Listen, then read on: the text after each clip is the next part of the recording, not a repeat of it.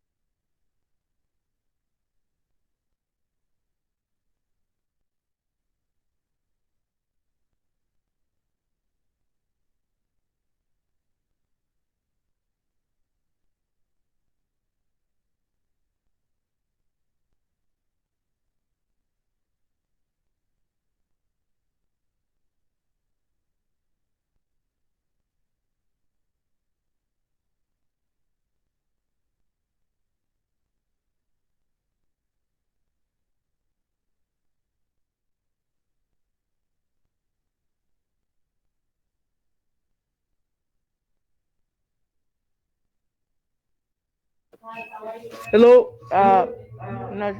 I'm testing my.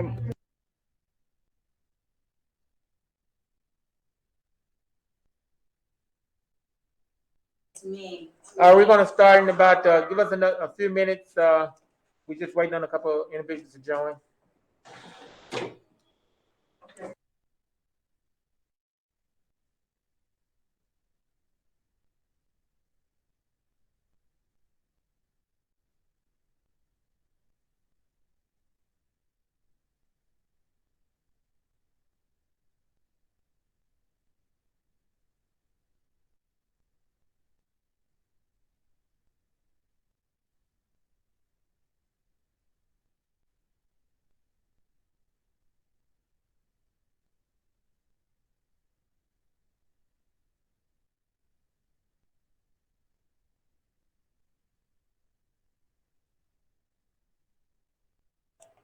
Go ahead. Hi, everyone. I want to welcome everyone that's here in present. So we do have some parents here with us at Steinmetz College Prep in our JROTC room, and I see many people online. So welcome. And hold on, before we start, we'd just like to mention that we are going to be recording this meeting, and I'm going to hit the recording button right now. And I'll let you know when we can. Great. So we're going to start our local school council meeting for October 14. Let's do a roll call. Mr. Jaramillo. Present.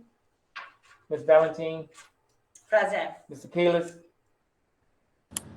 Here. Son Davis is here. Ms. Russo. I'm here, and I'll be there in about 5 minutes. Okay. Mr. De Jesus. Ms. Hernandez. Present. We have 6 members present. Time now is 5:06. We do not have a quorum. Okay. Madam Chair, Norma's trying to get in. She just texted me that she can't get in. Okay. So we just did a roll call of active members. We are at 6. We do not have a quorum. What does that mean? That means that we could go over the agenda, but we cannot do any voting of any sort because there is not quorum. So I make a motion. Well, we can't even vote, so just go through the agenda. Mr. Keeler, I don't have anybody in the queue trying to get into the meeting. I'm not sure if she's using the correct link or not. Okay, I'll send her the link. Okay, Okay, so we'll go straight to public participation. Master Sergeant, any public participation? Yes, we have a couple. We have, the first up is Rolando Rodriguez. Great, Rolando? Yep. You have 2 minutes, Rolando. Okay. Yeah, I just wanted to this is my first time being in here, and I just wanted to let you guys know that we are thankful for everything you guys do and you know, keeping our school going.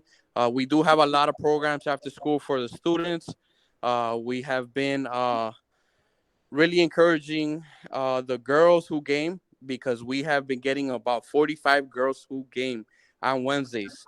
They also come during the week, but I just want to encourage that, and I want you guys to know that this is what we got going on. It's thanks to our staff, Mr. Jaramillo, Mr. Gonzalez, who will help us out with all this. And I'm also helping out as well. We have a couple new teachers that are helping out.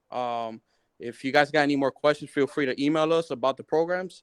And that's pretty much it. Thank you, Rolando. Rolando, how are we doing to promote the program so parents and students know about it?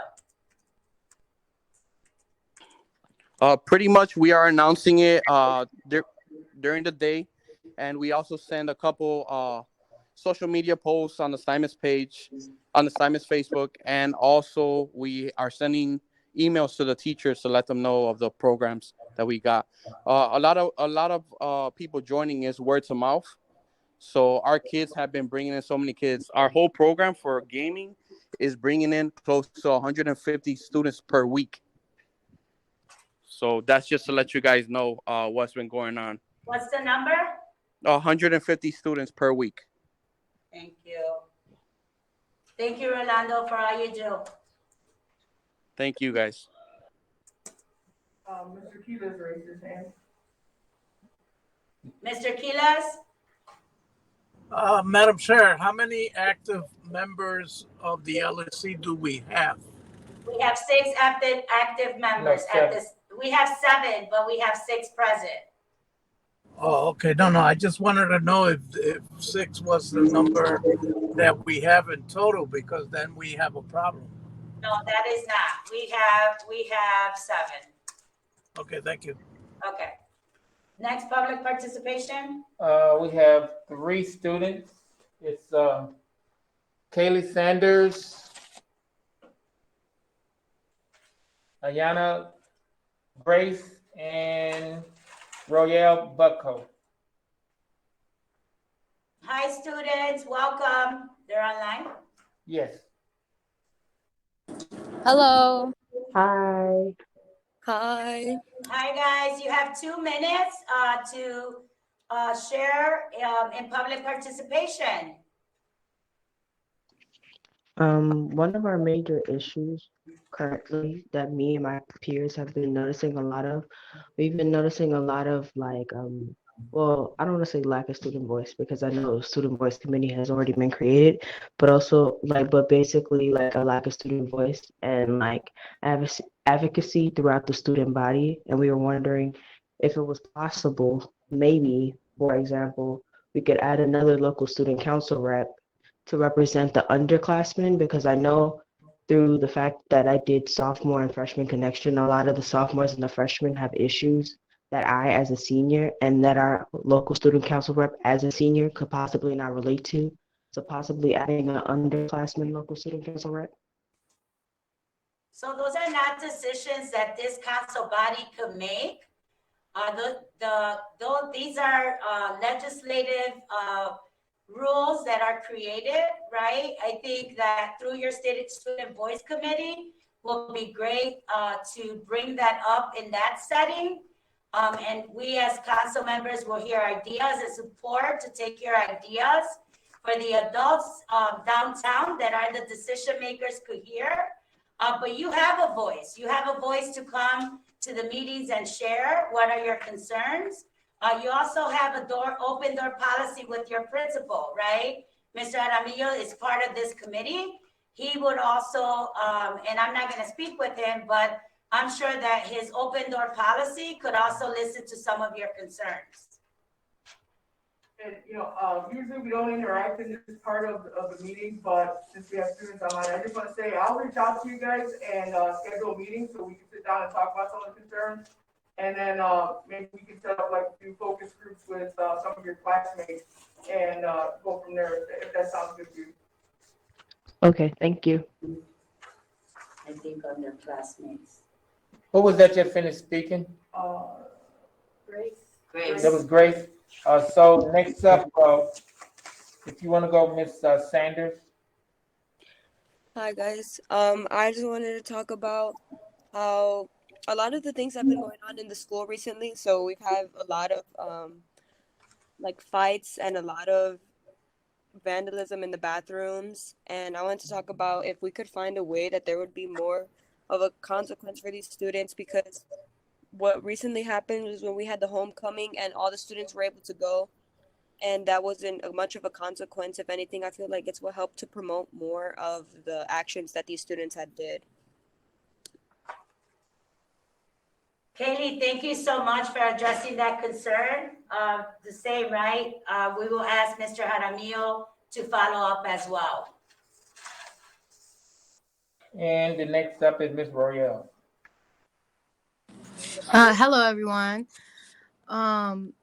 Something that me and my peers have seen around the school with every age is a lot of students are struggling with their math class.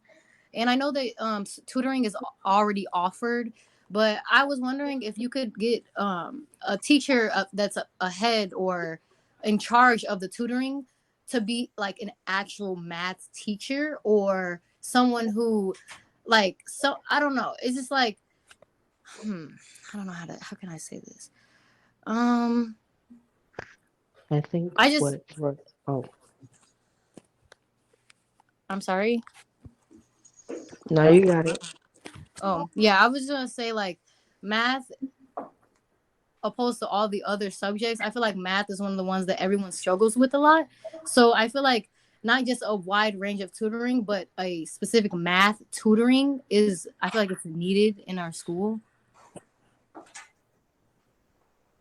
Again, thank you so much for your feedback. I truly appreciate it. We will put that back on Mr. Jaramillo as well to follow up with you guys. But I do appreciate your feedback. Also, check in with your new elected student representative, because your student representative could bring those concerns and do those reports monthly on the behalf of the students. So please, please, please continue to use your voice and hope that some of these items get resolved for you guys. And again, we usually don't interact in this part of the meeting, but I just want to assure the students that I am going to reach out to each of you. I wrote down some of your concerns, and then we'll talk about setting that up. And thank you for bringing your concerns to us. Thank you. Thank you, guys. Next public participation. All right, Welcome, parents. the next public participation is 2 emails to be read to the LSC. The first individual going to be reading the letter is Ms. Hernandez. Hey everyone, so we received a letter from Mr. Walter Bresky. The letter states, I understand there's some internal issues at Steinmetz right now. Here they are. Number 1, Principal Jaramillo is charging all students for school uniform shirts when only the freshmen receive the shirt. It is being said around Steinmetz that Mr. Jaramillo is using this money to pay for other things that when the money was intended to be used on. Is this true?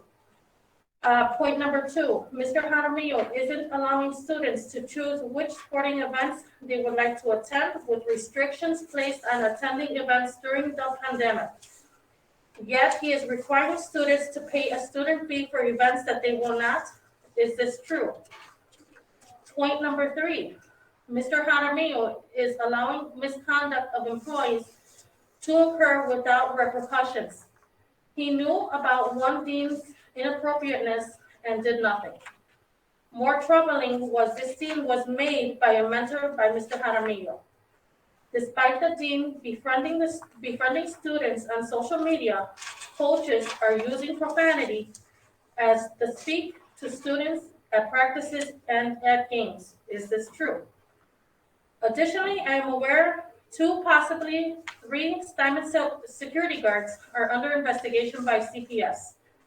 1 for pleading guilty for 2 DUIs and another arrest for battery at Wrigley Field. 37.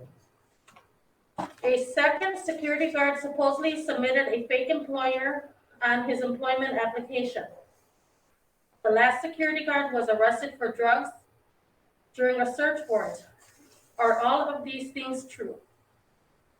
Point number 4, Mr. Jaramillo's hiring practices haven't been in consideration of the diversity of Steinmetz. This is especially troublesome with low academic numbers by Steinmetz African American students. Point number 5, during the early stages of the pandemic, Mr. Jaramillo paid select staffers to come in while he stayed at home. And he continued to do this far after CPS guidelines to discontinue this practice. Is this true? Point number 6, most importantly, is it true Mr. Jaramillo started a no-zero grading policy? And is he doing this without consulting with the teacher and not trusting his teachers? Mr. Jaramillo's current policy requires students to receive a 45% for not even attempting to do work.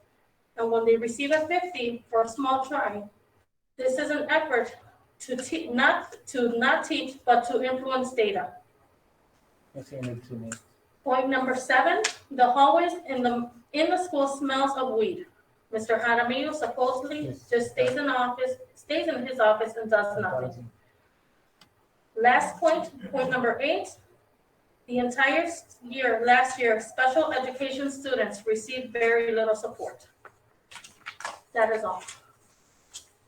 Thank you. And because there is parents here and we want to explain this process, right? Because there's questions they're asked. In public participation, we don't answer those questions, especially where it's personnel questions, where they're questions directly addressed to the principal. The principal is to follow up, right, and accordingly respond to those responses. So we won't respond to any of that. Master Sergeant? We have one more, and you have that letter now. So the next person is, my name is Maria Santiago. I would like for the following email to be read at the local school council meeting tonight. I can sign on, but have no microphone. She says, good evening. First, I'd like to ask for this email to be read at the meeting. I do not have access to a microphone on my computer. Thanks in advance. As a parent and community member, I want to express my dissatisfaction with the administration at Steinmetz College Prep. The administration continues to threaten the education and safety of the students it serves, and it must stop now. On Friday, September 25th, 2021, Steinmetz held a prep rally outside their football field. The level of negligence and lack of morals, ethics, and respect was at full display as an uncalled and raw lyrics to a song titled Yonaguni by Bad Bunny was playing loudly for all student, parents, and community members to hear. It is unacceptable, irresponsible, and inexcusable to play highly sexualized lyrics that degrade women in any school setting. As our academic leader, it is expected that you conduct yourself with the highest moral standards. Our children are watching adults act irresponsibly. How do lyrics such as "Shorty, she has a really big ass, way too big, and I want to have sex today" fit into academics at Steinmetz? Lyrics to full song are translated and attached. Stop sexualizing our young women by promoting a sexist and discriminatory school environment. Further, the song promotes resorting to alcohol and weed to forget one's trouble. You should be ashamed of yourself. Other topics of high concern. No corrective action taken to prevent the use of illegal drugs at the school. While neglecting your duty of care, you are promoting the use of illegal drugs and therefore sending the wrong message that recreational drug use is permitted on school grounds. Start protecting the right of students who choose to obtain from drugs yet feel their right to the safe and drug-free school environment is under attack. Children have no lockers. Why have no lockers been assigned yet? With the rapidly changing weather, it is irresponsible to have kids carry their sole personal items to every class, not to mention the heavy backpacks that carry on their backs. Chromebooks, not all students have Chromebooks. Computers should have been assigned along with lockers during orientation. Are students' parents responsible for the safety of the computer equipment? Without lockers for proper storage, chances of damage and thefts are more likely to take place. You are increasing the risk of equipment damage as computers are subject to severe weather changes because the students do not have lockers to store the equipment for safekeeping. Why should kids' parents be responsible for equipment when you have not ensured their access to a locker? 5 acts of violence. Again, failing to take corrective action against students who threaten the safety of others. No corrective action is the equivalent to promoting active violence. Kids with knives. How do knives get past security? What is the breakdown of the school fees? Why is it fees sheet posted on the website? In consideration of time, I will cease to write further. The above issues are of grave concerns and are not inclusive of all issues at the school. I want to principal to take accountability for every issue and provide a corrective plan of action and not to deflect blame from himself onto others. And then there's just a list of the lyrics and it's not here.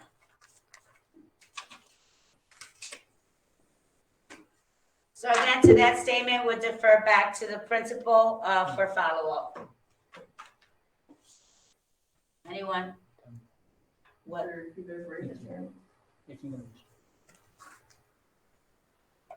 Okay, go ahead, Mr. Keelis. We're not going to have discussions. Madam Chair, I am not going to discuss the item put on the table. I just wanted to recognize that Ms. Veronica Jackson is here to see how we could move forward. Due to that, we don't have sufficient members to cover for an agenda to be approved. Thank you. Yeah, we do see Veronica. Okay, is there any other public participation? Not unless you want to open it up to anybody else. Anybody here that needed public participation? Parents, anyone for public participation? Which means you could have 2 minutes to speak your concerns or whatever you may be here for. Hi, my name is Veronica Gavalisi. I actually work at PTC Steinmetz. So I just started about a month ago, and I'm noticing there's not enough students coming in to access the student slots that are available. I know that Emma Warringer is going to try and overlap with lunch, but there are a lot of mental health needs from the students that I have been talking with.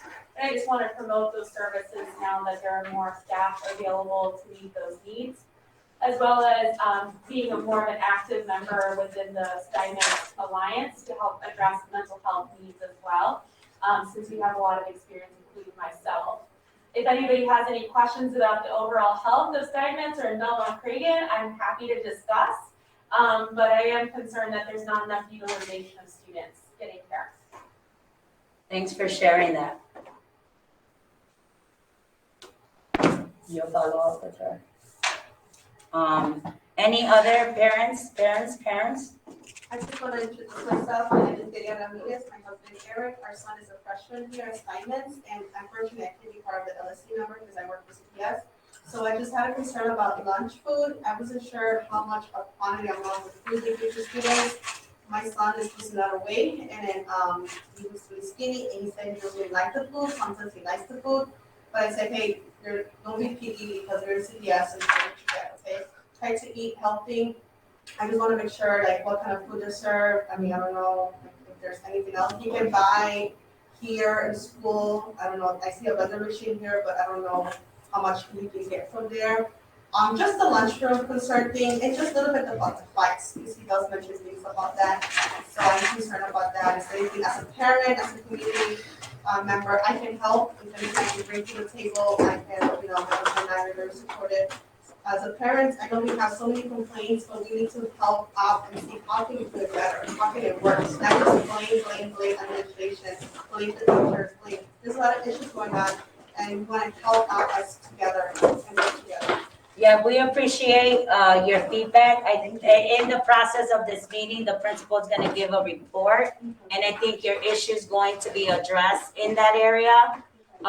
Many questions I think will be addressed, right, in his principal report. So just hang tight, and when he does his report, you could interact if there's in need of any questions. Any other parent that would like to participate? My name is Luz. I have a sophomore here at Steinmetz.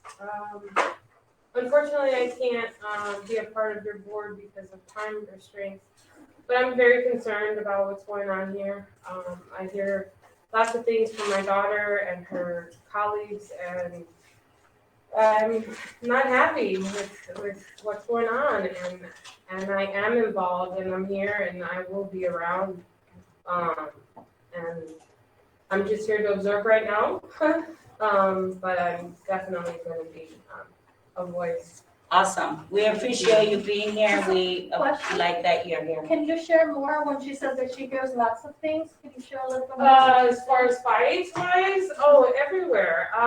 So one of the things that she told me about was during lunchtime, how there was only one security guard, and the first couple of weeks of school wasn't even checking IDs for who has lunch this period, more of befriending the students versus actual security. Multiple fights going on down there. Throughout the day, she takes pictures once in a while in the hallways, how packed they are and how often the fights are happening there. The fact that she can't go to the bathroom now, and let me tell you that the locker situation, I get it. Security wise, don't give them the lockers. I'm on that board. Let them carry around all of their things. I get it. I completely get it. And I know that she doesn't agree with that, but there are children for this small amount of time, and we need to protect them. Thank you so much for elaborating a little more and giving us a little bit more clear picture of what's going on. Thank you. Thank you. No. My name is Nikia Scott. Unfortunately, I am unable to run for a position because I myself work for Chicago Public Schools, and 2 minutes would not be a long enough time for me to explain the things that I have concerns of it. And there are 2 sides to everything, 3 sides. One person's side, the other person's side of the truth. And I have to agree with the parent right here. There's a lot of things that parents don't know that go on within the Chicago public school system. There are a lot of things that Steinmetz has no control over. For one, I agree with the parent. I'm glad they don't have lockers. Have we forgotten that we're in COVID?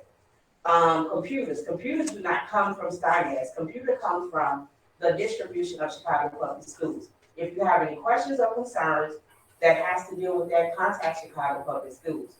when it comes to safety issues. You all have, if parents have safety issues, call downtown. That's the first place that we as parents have to contact. Steinmetz can only do so much.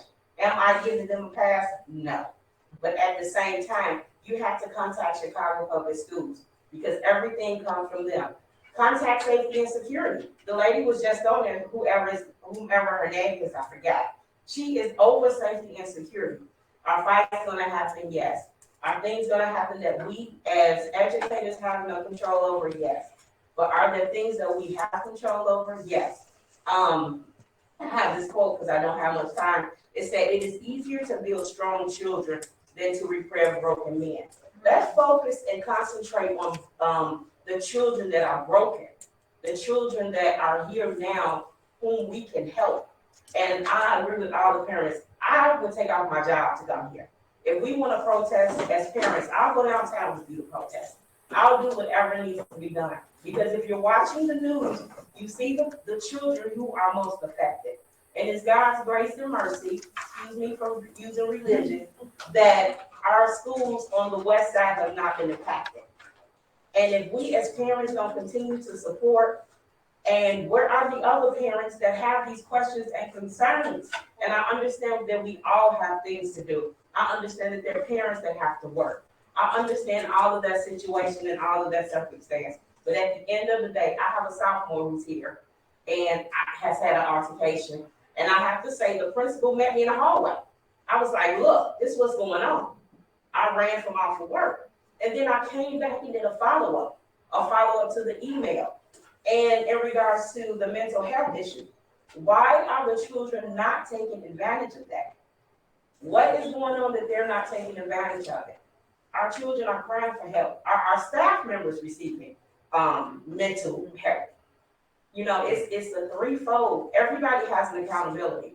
We as parents, the students who it seems that they have control over everything because they're not being held accountable to the things that they're doing.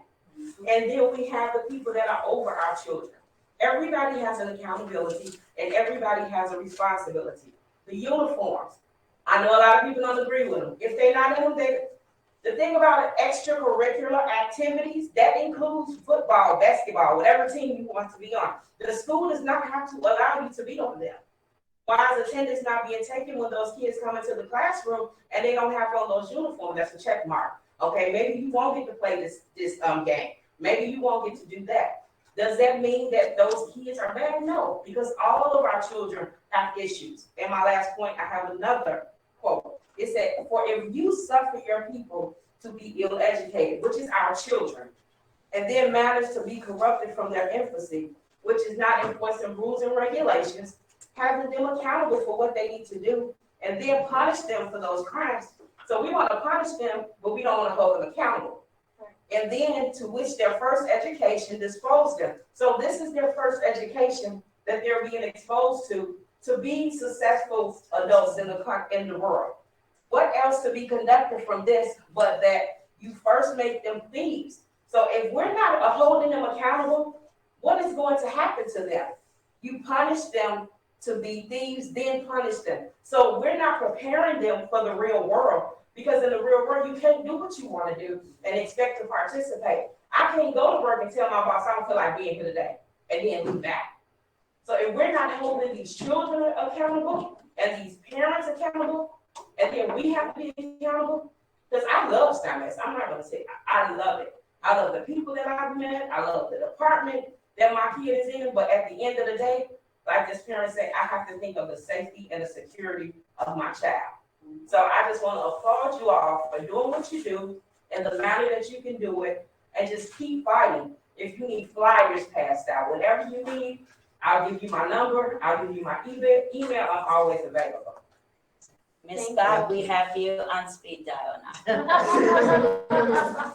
No, we truly appreciate it, right? I think for some of us that have been sitting in the council for quite a while, right? It's sad to say that maybe this is the biggest turnout that we've had, right? In a very, very long time, right? Yeah. So you give us hope, because it is hard for us as a council members to sit here month after month after month, and for some of us 7 years, right? And we have seen what we're able to do when we work together. So I appreciate this feedback, right? If we don't know it, we can then do something about it and then make it a priority. So thank you so much. Our principal is listening, right? This is a section we usually don't interact, but it's weird, right? For us not to have a response. All we could tell you is that we're committed and we're trying to do all we can. So thank you for your participation. So we'll go along with the agenda. So Ms. Russo came in, but she's still part of the 6 count. So it's not like she came in and made the 7. So we're still without quorum. Madam Chair, Yes. I still would like to see from LSC Relations the situation of that we're having right now. As I recall, you said that we have 7 members and there's only 6. So Jose, we have 7 active members, which means 1 member has an obligation with a football championship game or playoff game, so they're not here. So we don't have an issue. We have a teacher that is filling other obligations today, and only 6 members were present. So we will have to call a special meeting for sometime next week that works for everyone, so that we could go ahead and do the items that need to be voted on. Okay, but that's the whole thing that I'm trying to clear to the council, is that if we let Veronica Jackson speak on that, because if we have the possibility of voting any candidate in today, then we have a quorum. You don't, sir. We already talked to her by phone. You spoke with her earlier. You have to have the 7, so we're good. Okay, she's present there. We'll let her talk. Can you clarify that, please? Thank you. Thank you, Madam Chair. Unfortunately, looking at the agenda as it is written, you cannot move forward with doing anything to add the members. As you said, Madam Chairman, you will call a special meeting, and we will use the new Senate bill that has been adopted to that when the LSC falls below quorum, but you all are not below quorum. You have quorum, right? Yeah, we have 7 active members, yes. So you have a quorum. This Senate bill applies, if I'm not mistaken, and I don't want to quote it incorrectly, so I want to get the information and follow up. But I believe this Senate bill applies to only LSCs that are below quorum. So this wouldn't apply to the to Steinmetz at this time. You will, and because you all have chosen to have your meetings in person, in order to vote on matters, there needs to be 7 members in person. So as long as there are not, as long as Steinmetz LSC is meeting in person, no matters can be discussed unless there are 7 members in person to make a quorum. Could you repeat that again? Okay.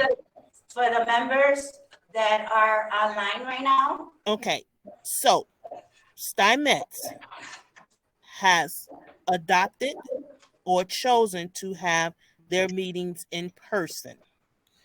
And because the meetings are in person, there must be 7 members in person in attendance to have a quorum to move on with a meeting to vote on any matters.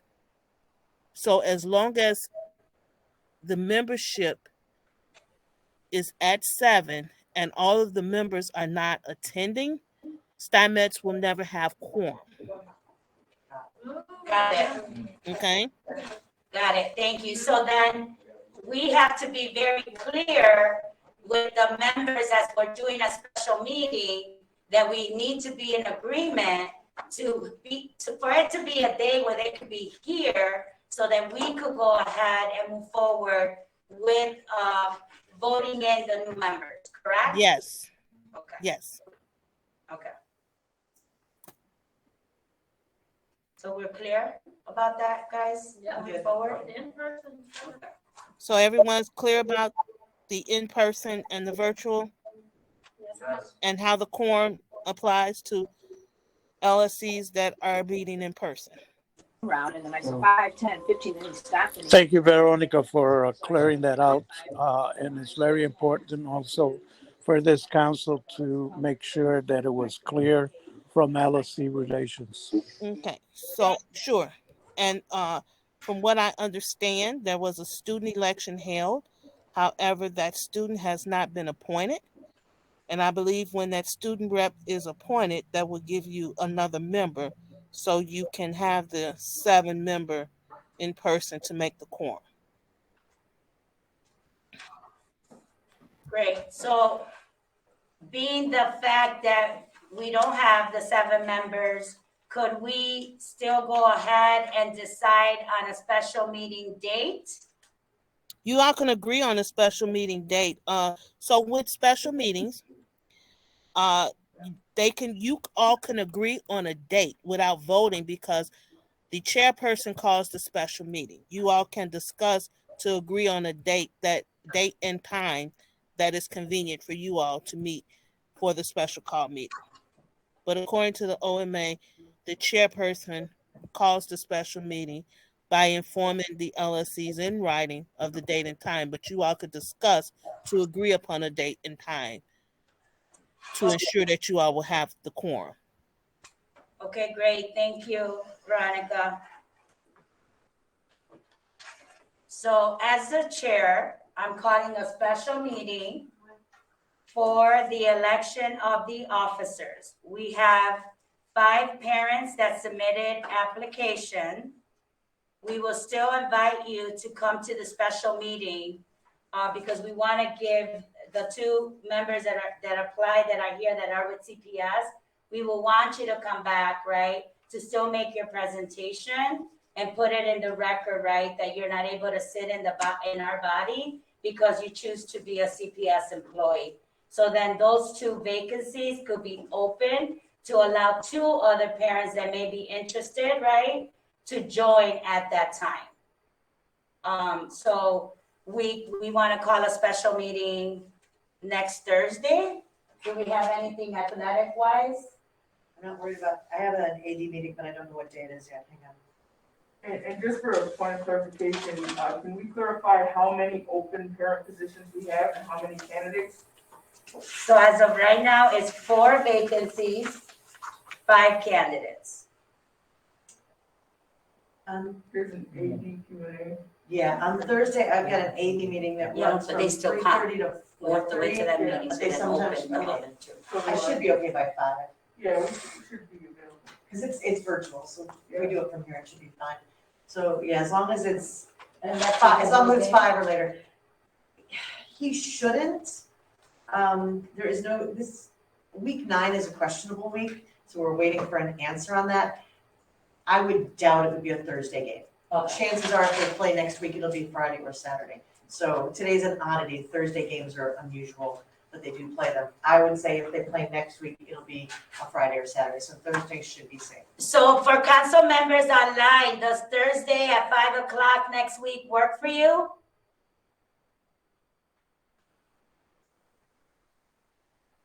Ask the question.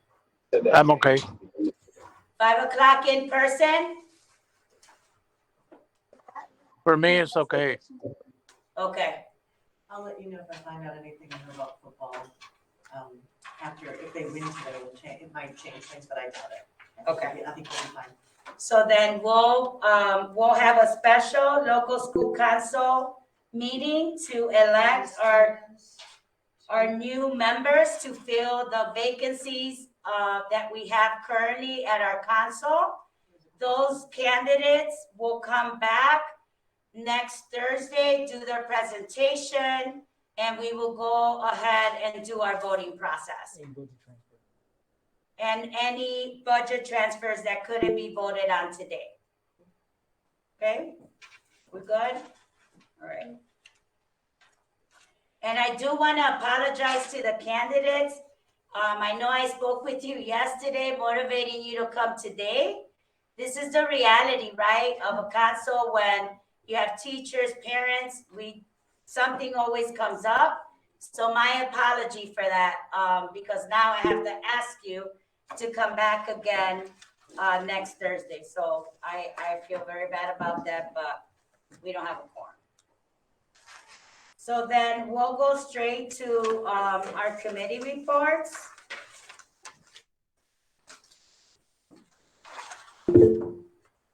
We'll go, go ahead. Madam Chair, Yes. is the principal doing a report? Because I know that there's parents that maybe would get their answers from the principal's report. That's something we don't vote on, so we're getting to the reports now. We're moving along the line. So we're moving to athletic reports. First, I'd like to say hello to everybody. Ms. Valentine is correct. This is the most parents we've seen, and so it is really exciting to see all of you. My name is Robin Russo. I'm an English teacher here. I teach senior English. I coach volleyball and softball, and I'm the athletic director. I also run a lot of senior events. So I've been here at Steinmetz. This makes 31 years, and this is my home. So just like you said, you love Steinmetz, so do I. This is where I'm at. So I want to start out with, I'm always proud of our athletics programs because, especially right now in the climate that we live in, getting kids to come out and play and be dedicated and being a part of things, it's not easy. And so these kids have worked really, really hard. Our 16-inch softball, volleyball, soccer, and cheerleading all did well this year. But the teams that are still in season right now are football. And football has won its last 4 games in a row, which is pretty exciting. Last year, we barely had enough kids to scrape by, and now we have a really large team with lots of young kids. So we're very excited about what we're going to build. They do have a game today away against Kennedy at Rockney Stadium. So that's why Coach DeJesus is not here with us. He's on the LSC. He's our football coach. And I give them mad props. It's not easy getting kids to come out for football and to stay dedicated. So we wish them well. If they win today, there's a good chance they will qualify for state competition, which they're excited for. So it's a big deal. So that's great. We're still looking at cross country this weekend. Our cross country teams, our girls will be in the CPS championships on Saturday and the boys are on Sunday. And then we're hoping to have students qualify the following week for the state regionals. So that's exciting. To me, cross country is one of those sports that I give just total credit to because it's all mental. It's you. And I mean, it's a team sport, but it's still, it takes so much. And so I always appreciate them. And then, of course, I want to point out that this was the first year that we had girls flag football. I'm sure you saw it on the news. I'm sure Mr. Hadamio will point this out, but we got plenty of coverage. Our girls, they were 3-2 for the season. They played so well. They were so proud. And some of the girls, and I know Grace, I don't know if she's still here. There she is. Grace is one of the players, and Kaylee's one of the volleyball players. Some of the girls on the team I have just noticed have such a leadership quality amongst them, the seniors particularly. I would see their teammates in the hall and say, "Why aren't you in class? Get moving." And that to me is one of the most inspiring things. One of the most inspiring things that you can see amongst athletes is when they are looking out for their teammates that way. And if anybody ever gets a chance to see girls flag football, it is so much fun. We got to host 3 weeks here out on our campus because we have, let's be honest, we have a beautiful campus. We are so lucky. And so we got to host the league for 3 weeks. We had 5 games in a row. And watching parents come out there and cheer for their girls and the helmets that they wear, just sorry, Grace, but they make me giggle. They're so cute. And it's really a big deal. The more sports we provide, the more activities we provide for students to get involved in, the more they love their school, the more they love their community, but the more they have pride in themselves. And so it's one of the things that I have loved about being both a coach and the athletic director is that we can provide that. Plus, got us lots of good press. I got to be honest, people who came out to the games from other schools like, wow, this place is beautiful. And it sort of alleviates some of the misconceptions about what kind of school we are. And I really love that as well. And I see Coach Dowling's up there. So Coach Dowling is our flag football coach. And he's making the quick transition now from flag football to boys basketball. So that's been exciting for this year. Just so that parents know, people are aware, it is coming on the end of the fall season, but we have been checking grades weekly for our athletes. The athletes are aware that we are looking at their grades, and now we're even more looking at their, like I started looking at my athletes' attendance, their daily attendance, and I found out, oh, you cut a class. Oh, no.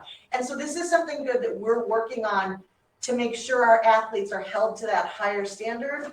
And it's not easy, but we're doing everything we can because they're student athletes, not athlete students, right? Student comes first. I do want to let parents and everyone else know that testing is becoming a new thing in CPS, and I mean COVID testing. So now they have asked all athletes to submit their proof of vaccination, and if they are not vaccinated, they will have to test weekly. For fall season, it was sort of a trial run, but now we're getting it rolling. The testing will be done on Fridays, usually between 1 and 3. Students who have, their parents have to submit an online waiver form, which the kids get. Almost every coach has a Google Classroom, so that's how we communicate with our athletes, and they post all this information.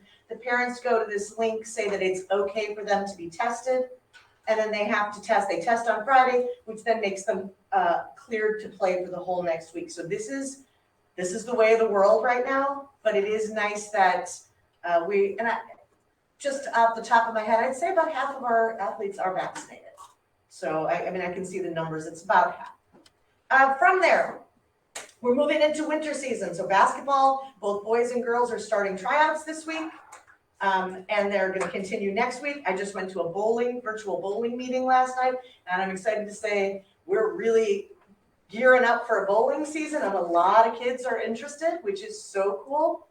And then we're also picking up new coaches, which is nice. It's hard to get people to want to coach, but a couple of new staff members have reached out and said, what can I do? How can I help? And so we're looking at a couple of new basketball coaches, as well as our cheerleading coach was new. She's going to take on badminton in the spring, which is also a fun sport. And so we're really excited for the next season. We will be hosting one tournament, a holiday tournament for basketball, which we do regularly. So it's pretty exciting. Coming up though, I will be bringing to the council some suggestions that we'd like to do for fundraising opportunities. Funds are tight and everybody needs. We spent, pardon me, just in buses alone for the fall season, we spent over $10,000.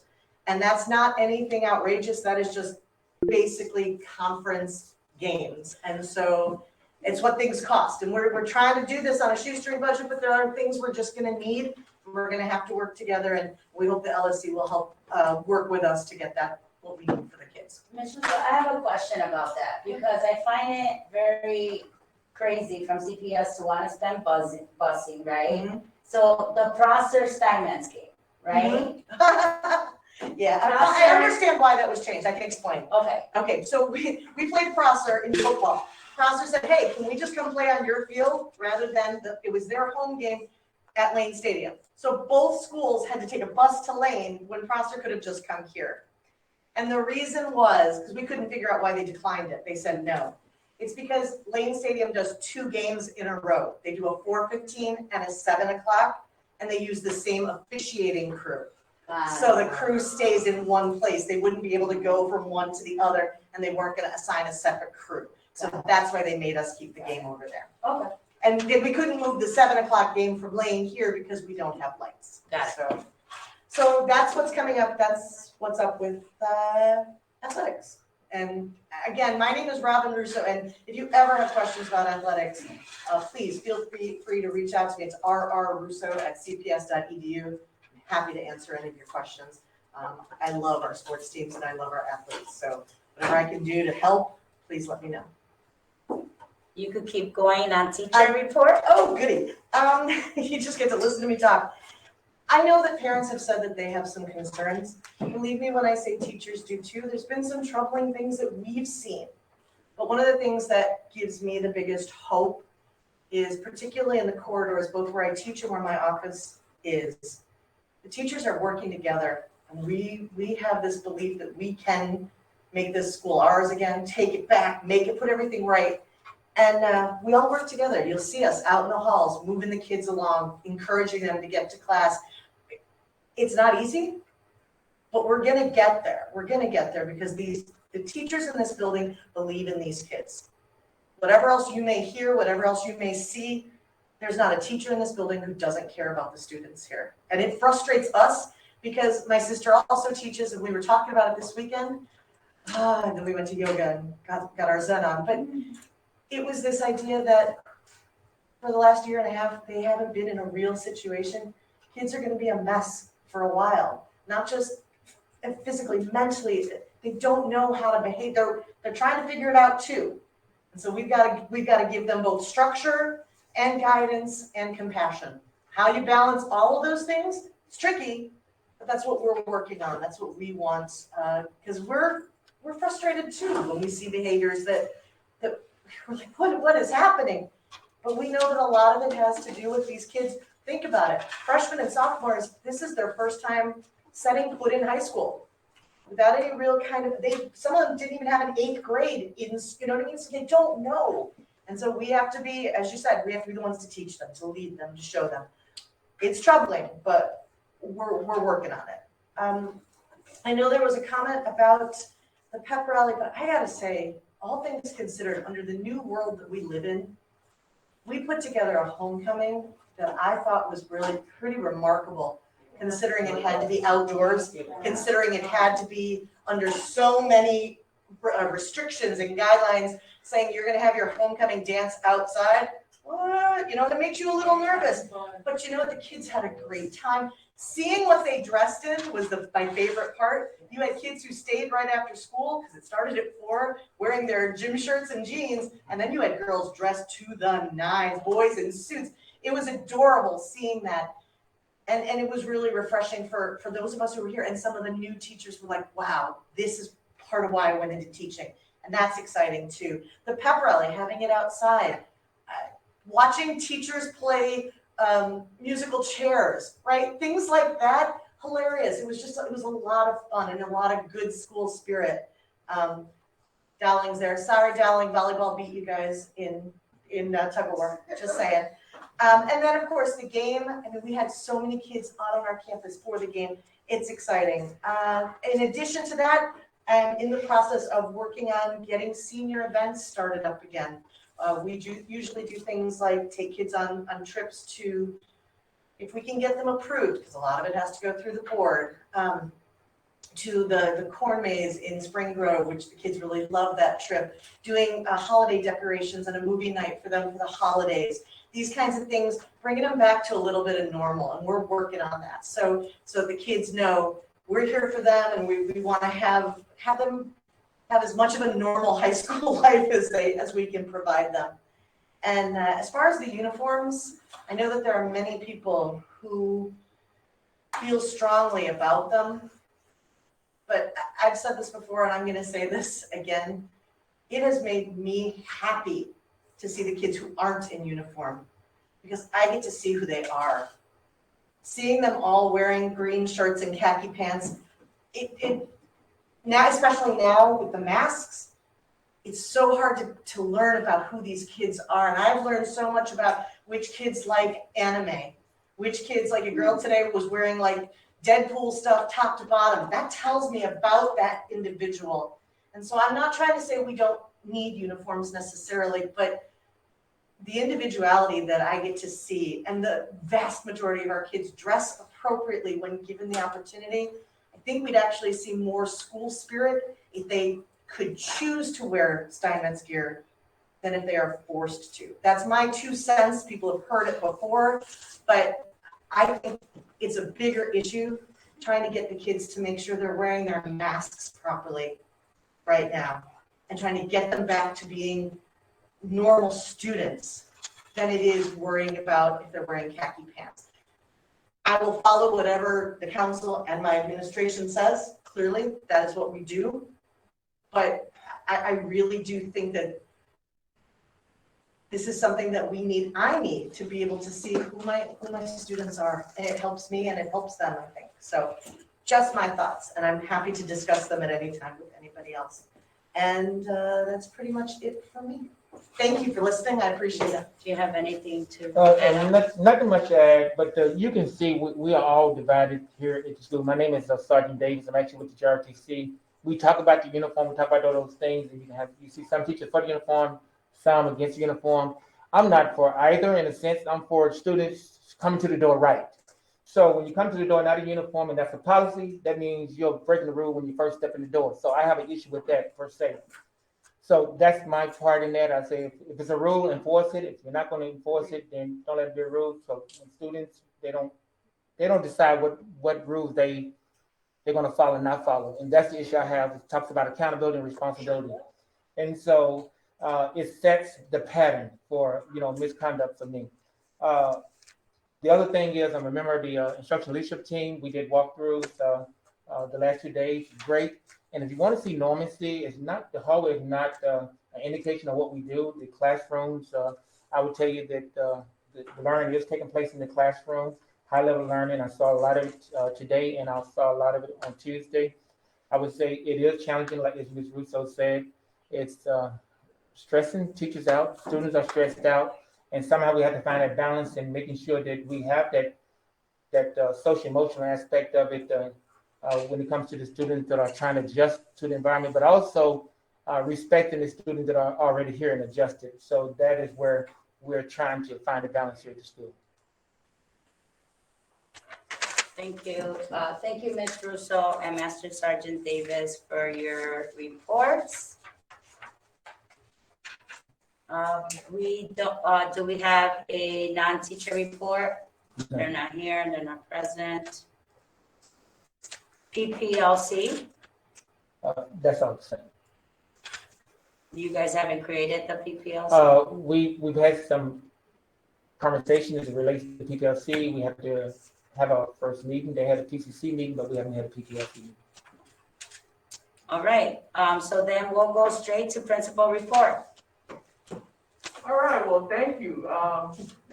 It's a lot to sit here and not be able to react or say anything. So first of all, for everybody that's here present and online, this is as everyone has acknowledged, this is the most amount of visitors and participants that we've had in a long time. So I appreciate that, and I hope this continues moving forward, because we do need your support, and we do need for everyone to know what is going on. There's a lot of struggles, and I'm going to do my best to not say, hey, this is going on citywide or whatever. I'm going to try to keep it local to Steinmetz, but there are a lot of struggles, and we need everyone's support in order to make a difference, to bring that focus to Steinmetz. Because, I mean, at the end of the day, it is a local issue, and we want what's best for our students, and we understand that there is issues citywide, but we want to concentrate those resources and those opportunities to help our students. We want it here for Steinmetz. Ms. Russo shared earlier, she's been with CPS, I think you said 31 years. Yeah. This is going to be my 20th year with CPS. I've been 19 years here at Steinmetz. I started as a teacher, and I did student teaching, and then as a teacher, I taught 1 year at Lane, and then the rest of my years here, attendance director, assistant principal, and now principal. I will take a second to acknowledge that I am not perfect. I've made mistakes. I make mistakes, and I will continue to make mistakes. As I tell the students when we have conferences, it's what you do with those situations, and you learn from them, and you keep moving, and you grow from them. And we're at a time right now where our students are stressed, our staff is stressed, and our students, they're learning to interact and react being around others. And, coming from a time in which during the pandemic, a lot of it was online, and they can make comments on the phones and not see people face to face and not get that immediate reaction. Now they're accountable for their actions when they show up to the building and they make comments, and next thing you know, they have to face that person. that they made those comments about. And that's leading to a lot of conflict. I'm gonna go into my presentation real quick, but I don't want anybody to, feel like their time was wasted or they've been waiting a long time to hear from me. So what I'm gonna do is I'm gonna kind of skip around on my slides, and I'm gonna go right to the heart of what a lot of the questions and issues were addressing. It will be helpful, they see how you do it as well, right? So I know you wanna address it, but if you could just let them see how you usually do your principal report. Okay, I was just gonna move 2 slides around towards the end and then just go right back to the beginning. All right, So- don't. Yeah, so this is the principal's report, and usually I report out about different things, activities going on, and things like that.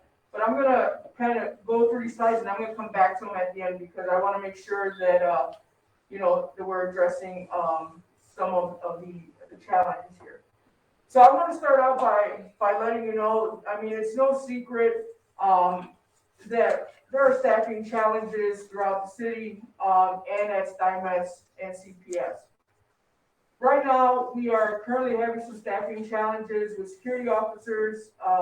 We have open security clerk assistant, school clerk assistant, library assistant, school assistant, miscellaneous employees. We have a special education teacher vacancy, temporary special education teacher, and temporary bilingual teacher. So,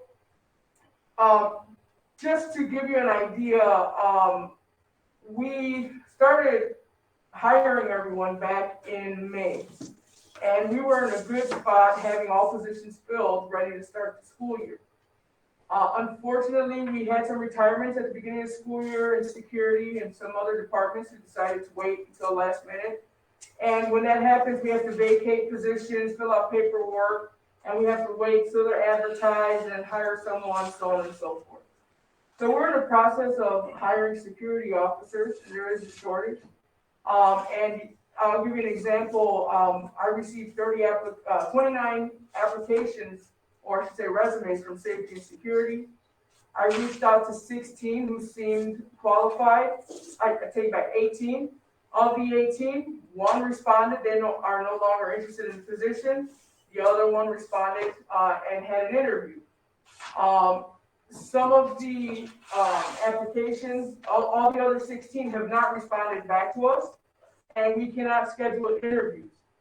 Previous to that, we had another round that were not part of the 29, and we were able to select a candidate. Currently, they are in the fingerprinting and the background check, so we're just waiting for that to clear so they can go ahead and start.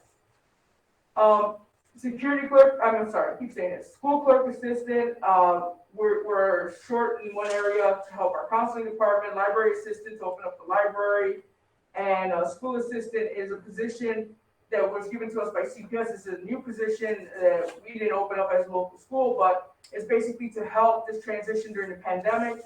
All these positions are available at schools across the city. So everybody's trying to find school assistants.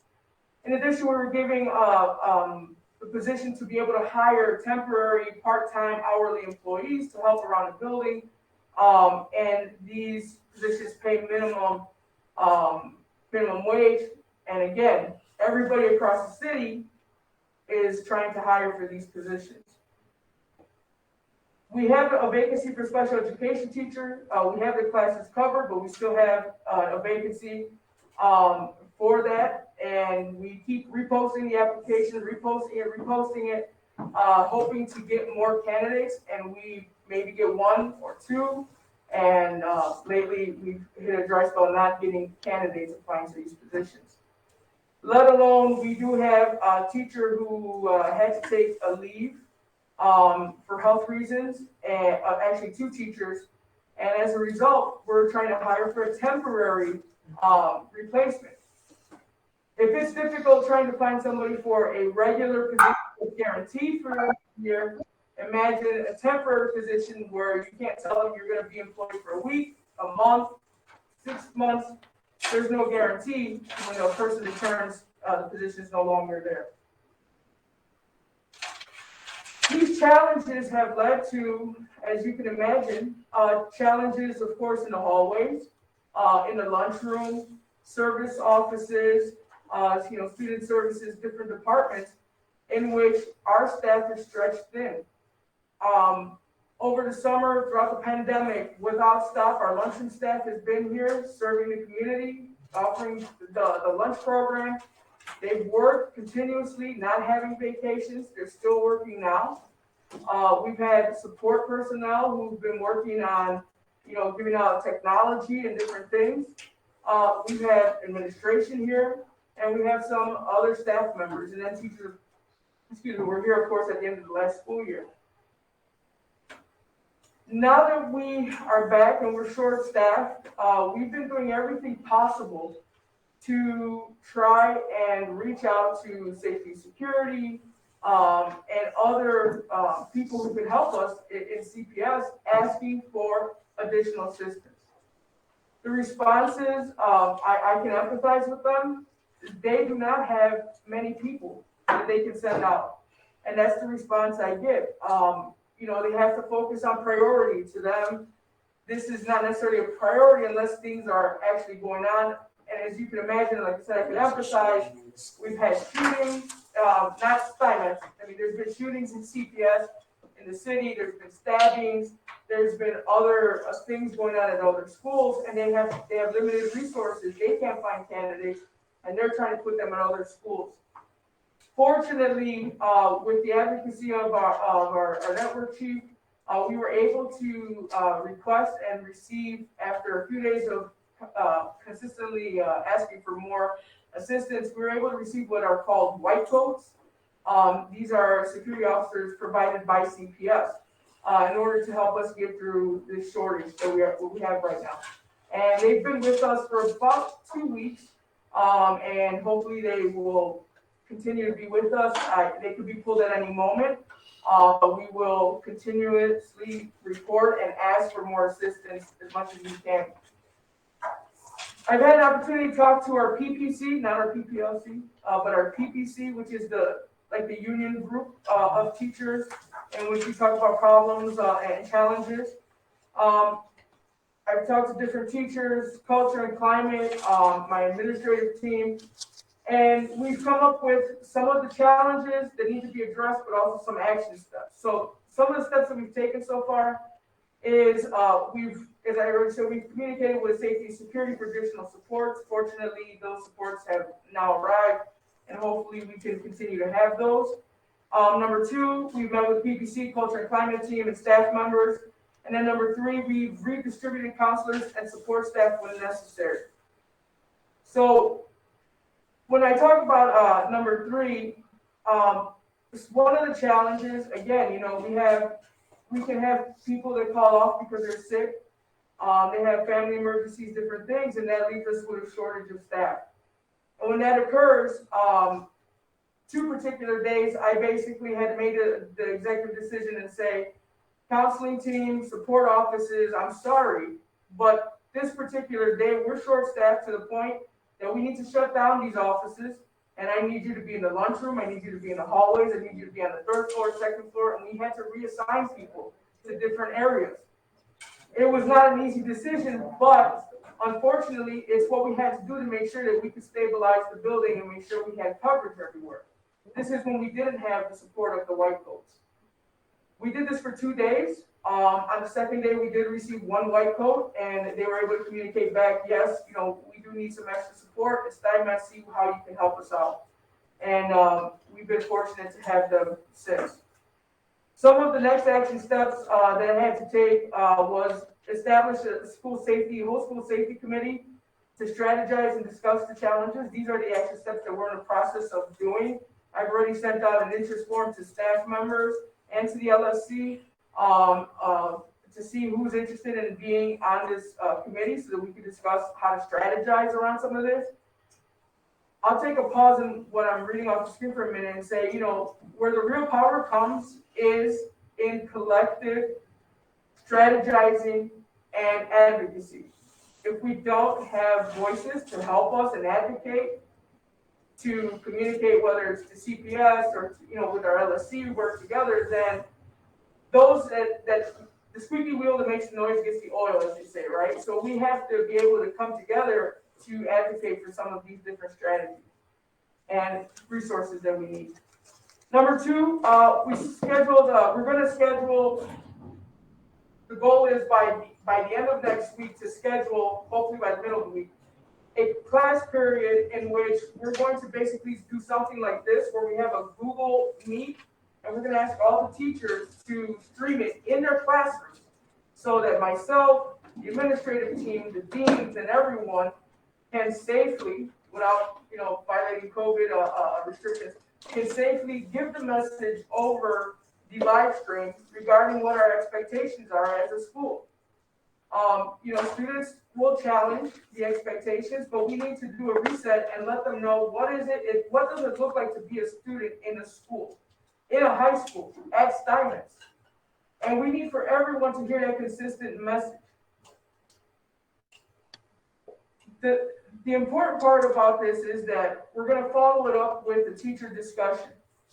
And it's going to be a guided discussion in which we're going to give teachers some, guided questions to talk to the students about some of the challenging behaviors, how would they resolve them, how they feel about them, and try to get some of that input, but also just start creating that conversation so that students themselves, and some of the students who joined us today, and some of the students who have shared with you, your own children, that what the norm is, and here at Steinmetz, or the expectations, is that everyone comes here to be a student, to be productive, to be a part of a culture and climate in which students are doing good things.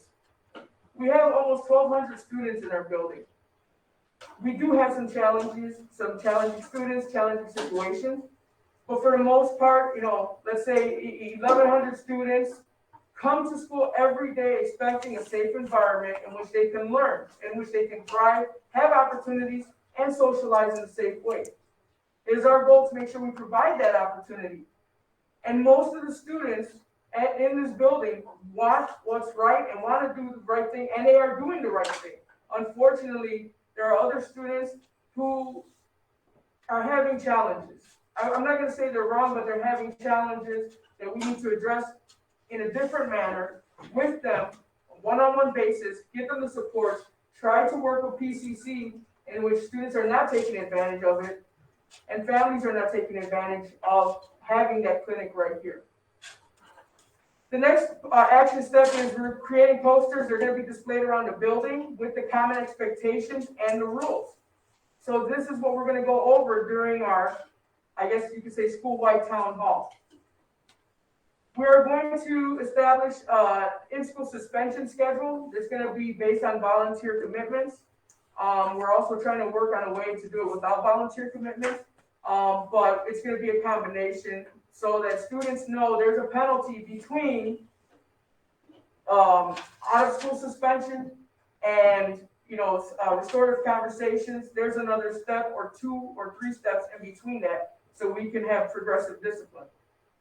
Hallway monitoring schedule will be implemented based on volunteer commitments.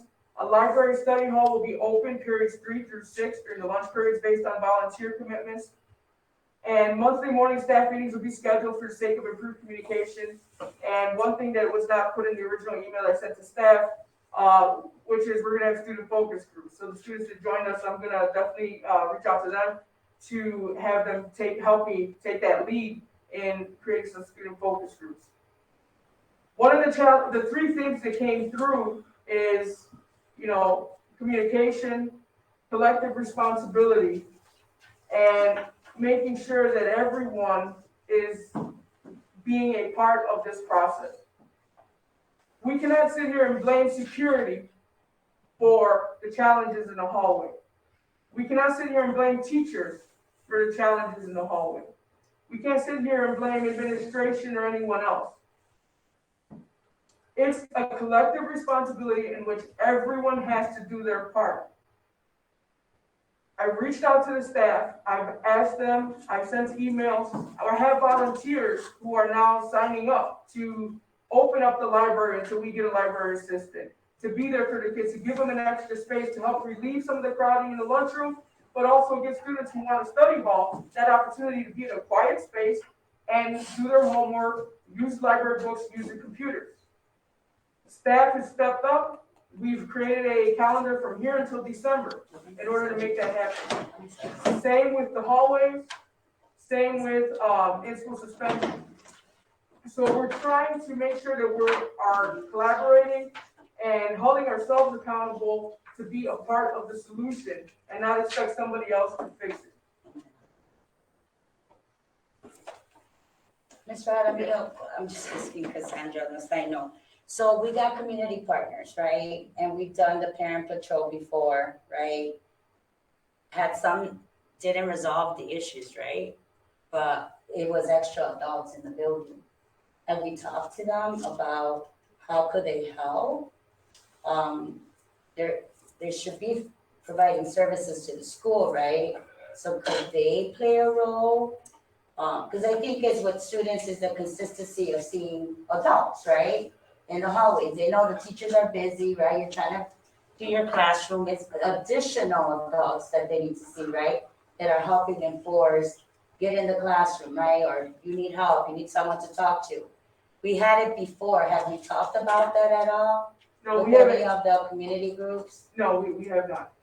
And right now, we are working with Northwest and CTU regarding our grant, and there are some challenges that we're working through.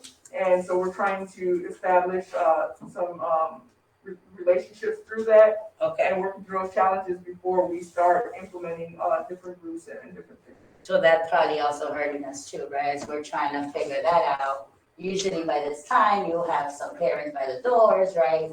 So I think that's an additional issue that we're dealing with.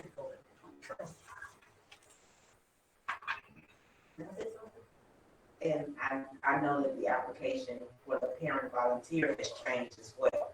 So that's another problem that comes into account. It is not as easy as it used to be because there's two types of applications now. Level 1, level 2.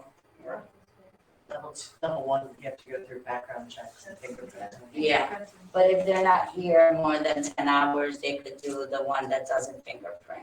So we've been able to work through that before.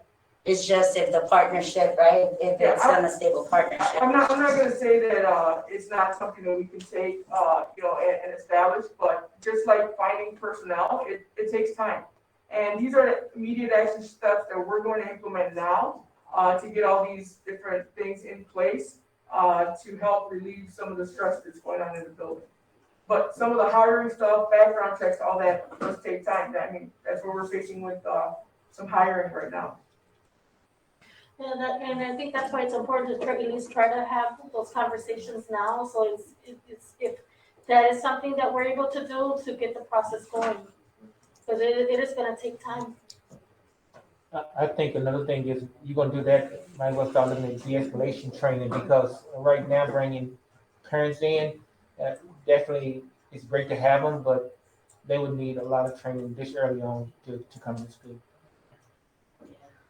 But they have staffing too, right? That are trained for resiliency and everything else.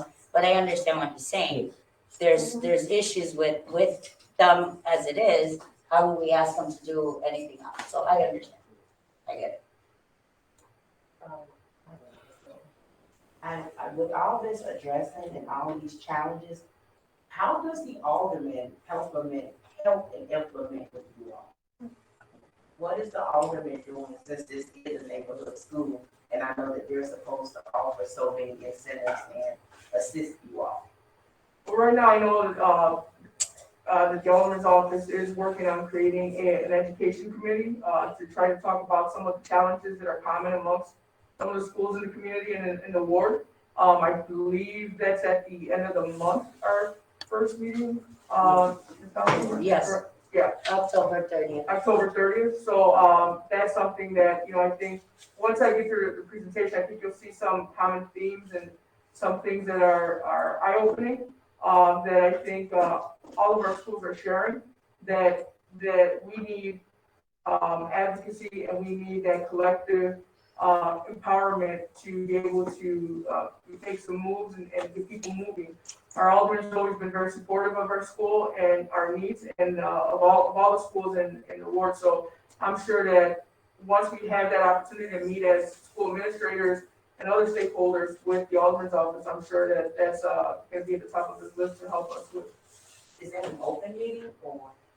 I honestly don't know. I'm not holding the meeting, but I know it's an education committee meeting. I believe it's with school administrators and other stakeholders, but I'm not sure about the other stakeholders. I know it's school administrators in the community. I will tell you that I reached out to him, and I'm still waiting for him to get back to me. Oh, okay. Yeah. So, those staffing challenges that I mentioned are not the only staffing challenges. Our custodians, CPS has switched over to a new group called JLL, who have taken over the engineers and oversee the custodial services.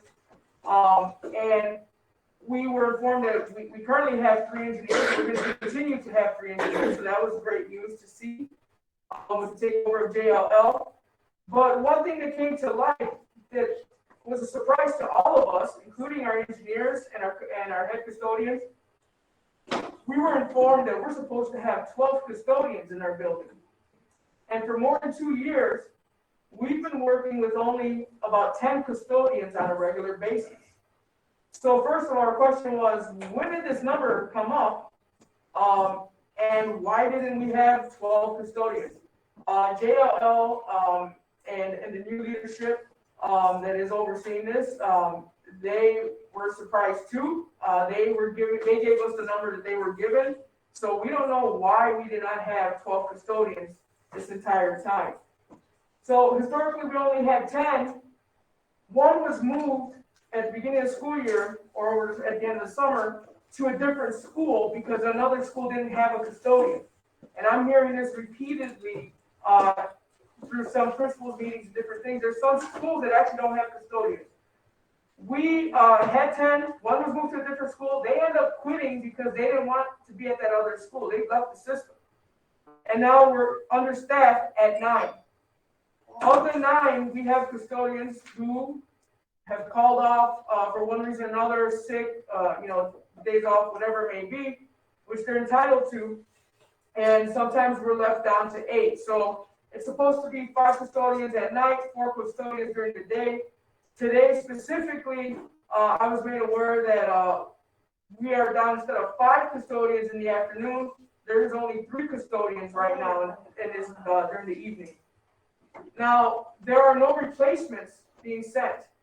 There are no replacements. There's nowhere to pull from, according to what I hear. Facilities stated in a meeting that they have over 100 new hires who are in the clearance process that are in the process of being cleared, and then they're going to be sent out to the schools that need them most. Now, I'm assuming the priority is going to be those schools that have no custodians. We were identified as one of the schools that's going to be part of the program in which they send custodians over the weekend to come and clean. I was not made aware of it until Monday, but then I found out that supposedly on Saturday before that Monday, they were here. They were here. Yeah. So I know because I was here for football stuff. But they did not inform us ahead of time. So I did not have the opportunity to have input to say which areas need attention, which don't. But for now on, there's going to be custodians here on Saturday in order to address some of the cleaning. Our lunchroom staff. This is the area that I share, your concern, and want to share with you some of the challenges that I was made aware of. Specifically yesterday, I started to find out a lot more about the situation and the hardships the lunchroom is going through. So for the past 6 weeks, the lunchroom has been receiving incomplete or limited orders from their supplier. So CPS, our lunchroom, Aramark is the one in charge of our lunch services, but they use Cisco to transport all of the goods and the orders to the school. As you may or may not know, back at the beginning of the school year, about 6 weeks ago, 7 weeks ago, there was a strike by Cisco, and then they decided that schools and prisons were not going to be impacted. They're going to continue with deliveries, and then they resolved their issues, and that's over with. But we also do know that there are nationwide shortages in a lot of different things. We know there's infrastructure challenges with trying to get things across states and moving supplies. There's no secret, it was on the news even last night, that they expect things to get worse from here until January, until December, and it's going to get worse. Our lunchroom staff has a menu for the month that they are supposed to implement and provide for our students. They cannot offer the complete menu because the items that are provided, they cannot offer the complete menu the way CPS and Airmark say they should give to the students, because they're not receiving all the items they're ordering on their orders when they come in. So what they have to do is they'll put in all their numbers and they'll say, you know, we need 10 boxes of this, 5 boxes of that, so on and so forth. Once they receive their order, they put in an order a week ahead, they meet that deadline. When they receive their order sometime during the week, it'll be zeroed out with no opportunity for them to go back and say, we need these things then if you don't have this. And if they knew those things were not there, they would not try to order them. So they can't give the menu the way it has been given to them in order to give the students the lunches that they deserve. So managers and the staff, they've been thinking about what can they do with what they receive. So if they order they ordered items and they get a limited order, they think about, okay, I can't do the, let's say, chili mac with lentils and whatever. We're going to have to do macaroni and cheese instead because we have this. Or we can't do the chicken sandwich because we don't have chicken, spicy chicken patties, so we have to do a grilled cheese. So they are taking it upon themselves to make sure the students have items from each food group the way they're supposed to. And managers have been working between schools to trade and negotiate supplies. So for example, our school will call another school in the area and say, hey, do you have 3 cases of this? And they say, well, we do have this, do you have this? And they'll trade. Staff has been, they've had to buy at times their own supplies for cleaning and cooking. Our manager multiple times have had to buy their own soap out of their own pocket because they have not received the order of soap. They have had to buy the non-stick spray in order to offer the food offerings for our students so that it at least looks appealing or properly prepared. They had to borrow garbage bags from custodians. So even though we had Aramark and Sodexo and they should be working together, you figure the garbage bags are just school garbage bags, that's not the way it works. No. So they had to go to the custodians and say, we need to borrow some of your garbage bags. We don't have any this week. They would lend them the garbage bags when they would get the stock, or when they could, they would give it back to them in return. They're told there's items out there when they ask, but they just need to look. So what they're doing is that they're asking other schools what's available and trying to make it work, picking up the items themselves, however they can make it work for our kids. The shortages are slightly decreasing, but the challenges are still there. I reached out to 5 other schools and I received responses from 4. And this is what the administrators sent to me, or administrators told me what their lunchroom managers said. One administrator said, yes, we've had many shortages. We've not been able to follow a menu since the beginning of the year. In fact, our lunch manager injured themselves during the first week of school and has been out since then. Yes, we are short on many supplies. A lunchroom manager said, it is all over CPS. Vendors do not have product to ship. I put in orders and get zeroed out a lot, especially breakfast products. Just have to be creative and hope for the best. Another administrator says, yes, we're having some problems, but not as major as yours. Our problems stem from Cisco being backed up. Another administrator said, our lunch manager shared the same information. They are having a difficult time getting food. As you can imagine, there's this stress is prevalent around the whole building. Every department is feeling the stress of our current situation. And you know, that stress, it permeates beyond just the individual, and it goes into, you know, other departments, other people, you know, but everybody's trying to put on their best face and try to be out there and try to be positive for students and try to do as much as they can with the little they have. But, I reached out today to one of the top managers at Aramark, asking what is going on? How is this going to be addressed? I am concerned about not only what's going on now, but I'm concerned about what's going to happen in December and January if we're not looking for other sources now. They wrote back and they said they're going to have the next level up manager come and work with our lunchroom manager, work with them closely to find out solutions to our challenges. And I had to respond back. I understand that, but this is not just a Steinmetz issue. This is a citywide issue. And when the other schools are suffering, they're going to come to us too, and the issue is going to continue. So we're going back and forth in some responses right now. What I'm asking at the LSC is for your help in reaching out to these individuals. Let's set up meetings. Let's figure out how we can collaborate with them. And let's see what is going to happen, because this is not just a Steinmetz issue. This is an issue that impacts a lot of our schools. And I can tell you with certainty, I'm not going to throw these administrators under the bus. I reached out to them yesterday. But these administrators are some of the schools that are local, that are about the same size, and some a little bit further away. But we are all under distress, and all of us need the advocacy. And so I know that over the next week or two, I hope that as council we can come together and try to advocate and try to establish some of these conversations, because it's going to take collective voices saying enough is enough. We need some answers. We need this to be acknowledged, and we need to figure out what's going to happen. A lot of our kids, they depend on the nutrition from the school as their only source of meals, whether people want to believe that or not. Some of our kids, we know for a fact, come in the morning for breakfast, and they take lunch, and they'll stay for after school programs so they can get a snack, because that's all they will get. And this is not a criticism of their families or situations, but it's the reality.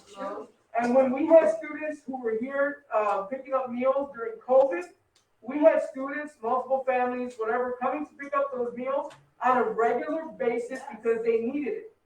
That's what they had to supply their family. And the fact that our students they're getting what may be quote unquote adequate, but it's not good enough. And that's what concerns me. Because adequate for some has a different meaning than adequate when you're sitting there eating that and you're a growing child and what you have in front of you is not enough to fill you or to make you feel satisfied for the rest of the day. And then when that happens, we do have other challenges. I'm not saying students are, having conflict because they're hungry or, but there are different things that happen. Moods change. People are upset. They're not satisfied. They're not proud. They feel different, and they can't concentrate on what's in front of them. There's a lot of SEL work that needs to be done. We're trying to address that. There's a lot of, challenges that we need to address as far as staffing, and we're trying to address that. But when it comes to food and the basic necessities of our students, that is one thing that has to take priority, and we need our voices heard. So I've shared some of those emails with the LSC. It's been popping up all day, going back and forth, and I've been sharing it with them. And I think that we're going to be having some conversations very soon with other individuals. Yeah, so, can I comment? Oh, yeah, sorry. So as you're doing the call to action, right? So I want to be clear that we got these emails today of the back and forth of food. It's not like we got them 6 weeks ago. So I think for us as Steinmetz, we have to worry about Steinmetz right now. So I make a proposal to the LSC members that it's via Zoom. We could participate in the next board meeting, which is October 27th. It's at 10:30, which means that we register on Monday, next week, Monday. We register. One of us could speak, right? And address what our concern is, right? knowing, right, that is a concern for other schools in the area, but, right, like, let's put it in record in the board meeting, our concern, and then we could then, Cassandra's and the LSC and Mary Lyon, like, we could do outreach to the other LSCs and see where they're at. But if we wait, right, then that means that our kids are suffering in that process. So I'm more than willing to take a day off on the 27th of October, but means that we know how the dynamics work, right? I cannot just go, Vanessa, hey, right? I have to say Vanessa and my fellow council members and additional parents, right? So I'll go ahead and try to register us because we know that these registrations, because it's a citywide issue, many LSCs, organizations are trying to get in front of the board to address the issue. So let's try that. Then if not, the second step will be requesting a meeting, right, with the new CEO or someone, right, that could come out and hear us out. So I'll take that on, but I really need the commitment from the rest of the council members to stand with me, right? Because I know how to use my voice, but there's power in people, and I think that's what we need to show. I will say, and I know Mr. Keeler raised his hand, but I will say that, I will give, credit where credit is due. Our new CEO has established something new, which is a weekly online meeting with administrators. Last week we had our second meeting. Tomorrow we have our third one, in which we get an opportunity to talk directly. And at these meetings, many issues about, different issues have been brought up, and he's actually gotten back and given us responses to some of the issues. Tomorrow, if there's that same opportunity, I am going to bring up this issue. I know that I've already captured the attention of some of the individuals who are in charge of Aramark and food services, but I will continue from my end to advocate and reach out to my network support and everyone that I can on my end. And hopefully, tomorrow we will see one of the Aramark managers here trying to problem solve. But I am requesting for a meeting with the leadership of Aramark and our lunchroom manager and some other stakeholders to figure out what is going on and what we can do about it. But it's important that we still have that advocacy from the LSC, because either hopefully we'll be at a point where we can say, thank you so much for addressing our concerns and this is great, or we have to say, hey, this has not been resolved. But one thing for sure is that we cannot lose opportunities to voice our concerns, because this will get progressively worse. Yeah, and I would just say in those conversations too, it's good to show the dynamic, right, that you're not meeting with them alone, right? So if you need a member of the council, right, to sit with you and kind of be those pushers, right?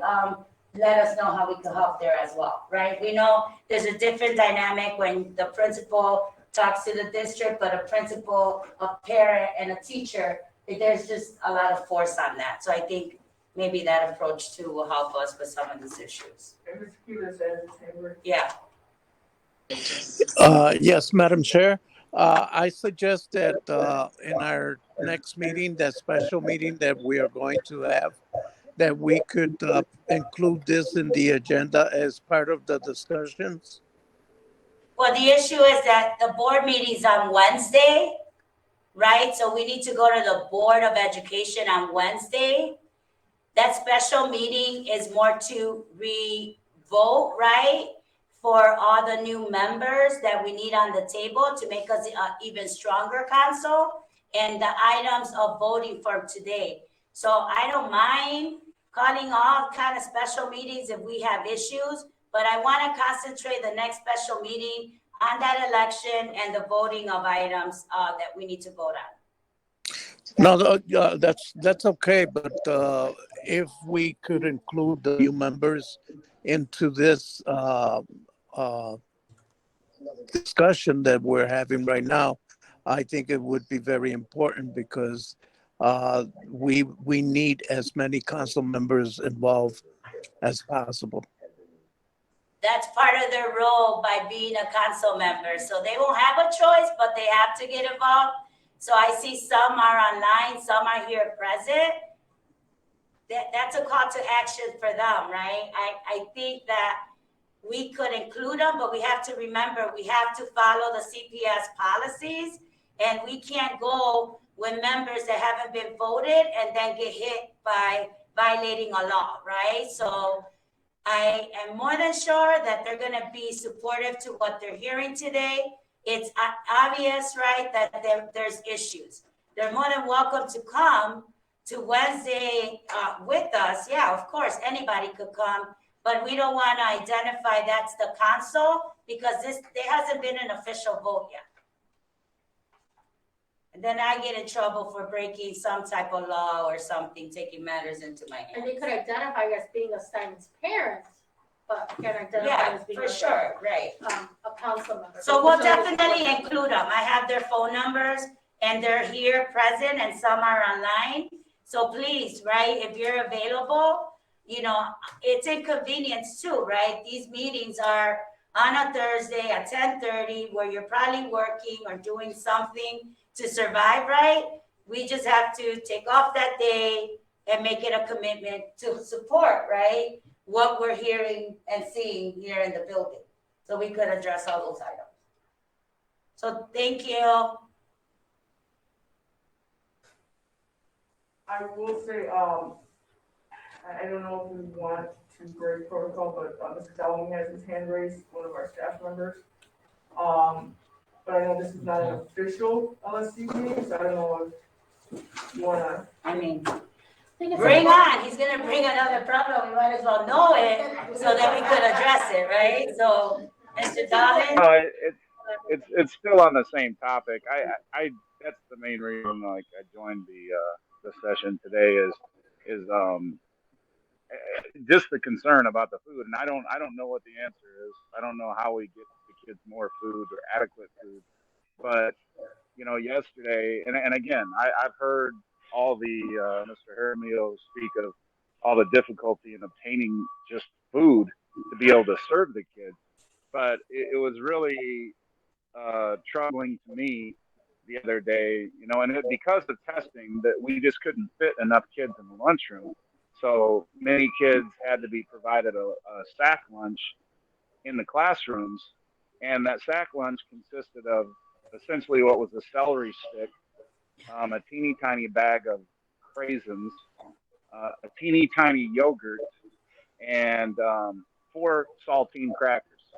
And that was lunch. That wasn't a snack. That was lunch. And I overheard a couple girls in my strength training class today talking about, you know, the test the other day, and they said, you know, all we got was some crackers and a yogurt.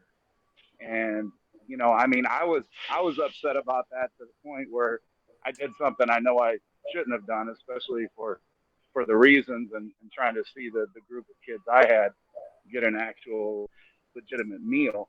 But I mean, that's just something in today's day and age that shouldn't happen. And again, it's a concern. I don't know.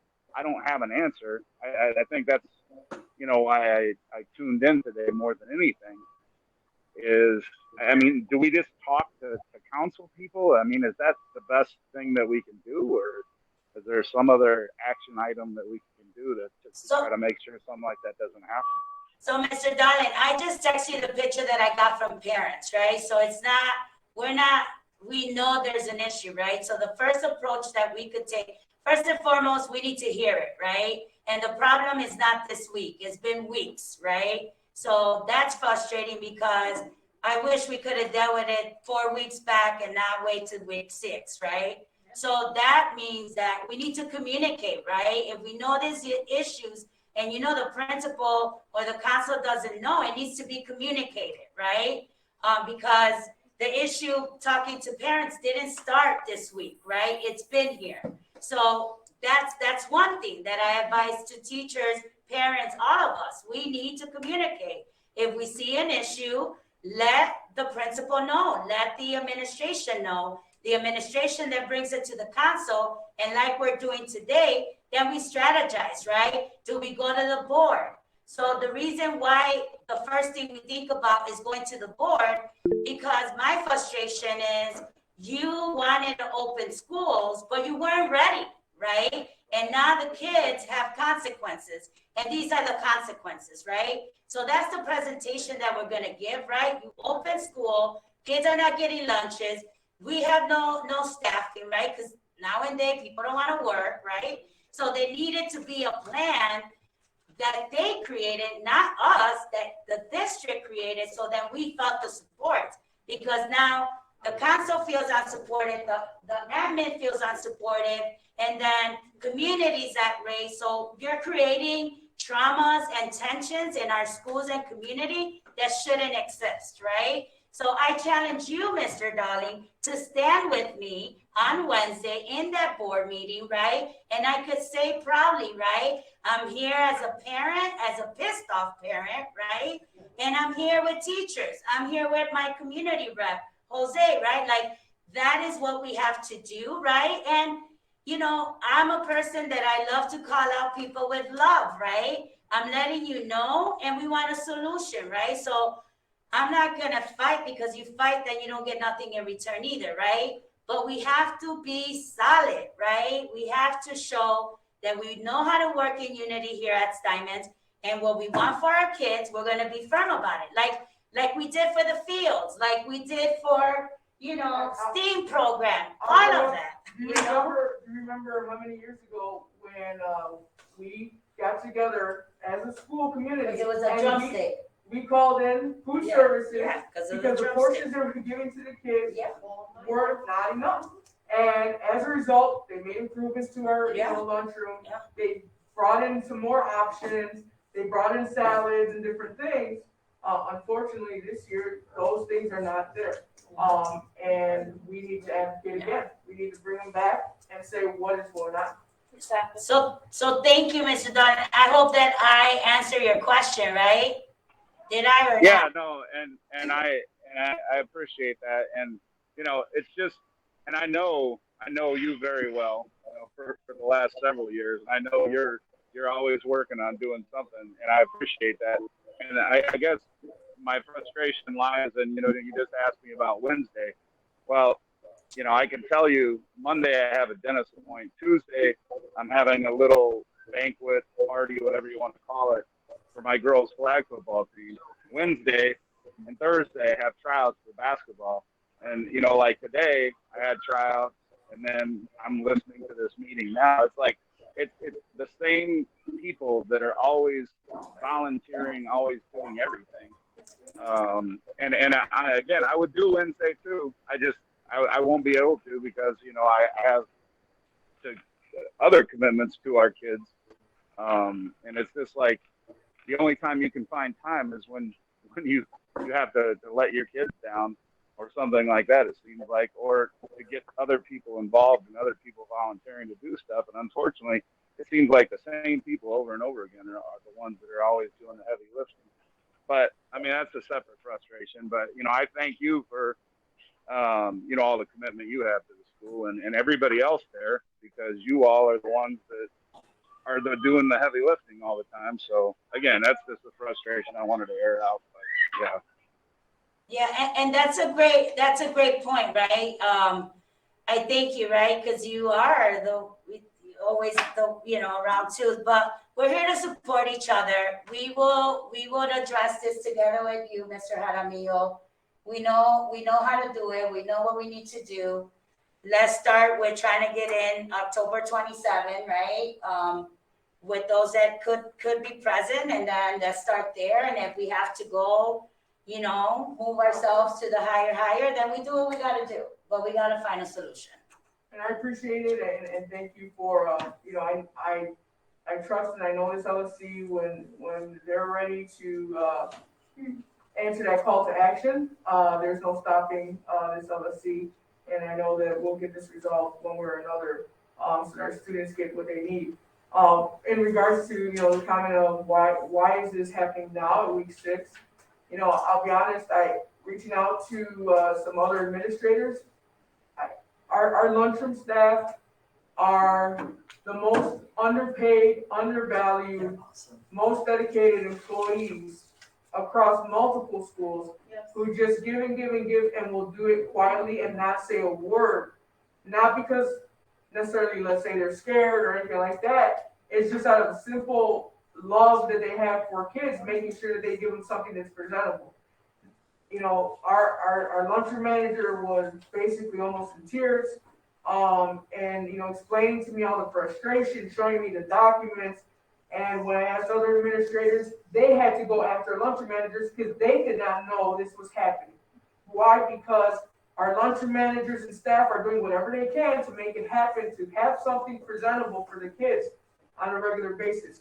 When you hear the term by any means necessary, that is exactly what they're doing. They are going out of their way, paying out of their pocket, arranging with other schools, bartering, negotiating, whatever they can do to make things happen. And unfortunately, they are carrying the brunt of this frustration, and our students as well. So that's where we're at. I will keep the council updated if there are any changes, the conversations, like Ms. Bouncy said. I mean, I think the last email I got was at 3:30, 4 o'clock. So they haven't even seen that yet. I haven't had a chance to forward it. So we're going back and forth, and I'm trying to get a meeting set up so they can come out to the school and see for themselves what is happening and what we have in supply and what the paperwork shows of all the orders that have been zeroed out without either replacing, giving a substitution, or giving an opportunity to replace those items. I will go to my last 3 slides, and I'm sorry, I know it's already almost 7 o'clock. Locker and Chrome distribution is just an update to my last presentation. We had, as I mentioned before, we were doing a rollout of Chromebook and locker distribution based off of priority year groups. Our first priority were all the freshmen because our freshmen have not had any opportunity to get any Chromebooks. I will mention that we did everything possible over the summer to try to obtain Chromebooks, order Chromebooks. Here I sound probably like Airmark, but we were waiting for supplies. There's challenges with chips and different things. We had some that arrived early in the summer, some that arrived late in the summer, and we were doing everything to try to get those Chromebooks. I will say that before the pandemic, Steinmetz was one of those schools that had a ratio of 0 personal devices to 1,200 students. Students did not have Chromebooks that they could take home. This was not part of the technology plan here at Steinmetz. During the pandemic, yes, we did receive some resources from CPS. Others we had to purchase locally using grants, using donations of actual Chromebooks, computers, and different things. And we've had to continue doing that to make sure that we have a ratio of 1-to-1 in devices. After we did the freshman rollout, because some of our sophomores received Chromebooks throughout the pandemic when they were freshmen last year, and as they needed those devices. So the next group that we prioritized were our EL, DL, and STLS students. So that's our diverse learners, our bilingual learners, and our students in temporary living situations. We wanted to make sure they had devices in their hands because they needed for their classes. They're struggling with language acquisition. They're struggling with, academics in the classrooms and need the translations or the note taking or what have you. And we also have our students in temporary living situations who are moving around or they don't have the technology wherever they're staying. After that, we focused in on seniors on the 28th of September. And I'll take a pause here. Well, the reason we focus on seniors is because they have upcoming deadlines for FAFSA applications and different post-secondary documents that need to be submitted. So we made a decision to focus on seniors. Why didn't we distribute all at one time? Why didn't we go ahead and just say, everybody take a Chromebook? It's 2 reasons. One, I'm sorry, it says I lost connection. I apologize. Hold on. I just lost connection, and I don't know if that means my recording will be screwed up as well. You're still recording here, though. It shows recording over there? Yes. Okay, cool. So the reason we did that is because we have limited staff, as you can see. We have one technical who is programming some of the computers that were not imaged for the way we needed them. They're distributing, they're putting it into the system. They're arranging with classes to make sure the kids get them. But we're also pairing up locker distribution with Chromebook distribution. Our thought was we don't want to give a student a Chromebook without giving them a locker because if not, they can lose it or it could be stolen, or they won't have whatever they need in order to store that Chromebook. So we were also not receiving our shipment of locks until I think it was last week. The last shipment of locks came in, and we have enough locks for all of our students. But we then focused in on our juniors on that same week, and now our sophomores, tomorrow, 10:15, it was already scheduled, it was already in the works, they're gonna receive Chromebooks. 49% of our sophomores already have Chromebooks. Unfortunately, the lockers are gonna be on Monday, 10/18, the week of 10/18. Not necessarily Monday, but the week of 10/18. So currently at this moment, 838 students out of about 1,200 or 1145 currently have Chromebooks in their hands that were assigned to them. 313 do not have Chromebooks.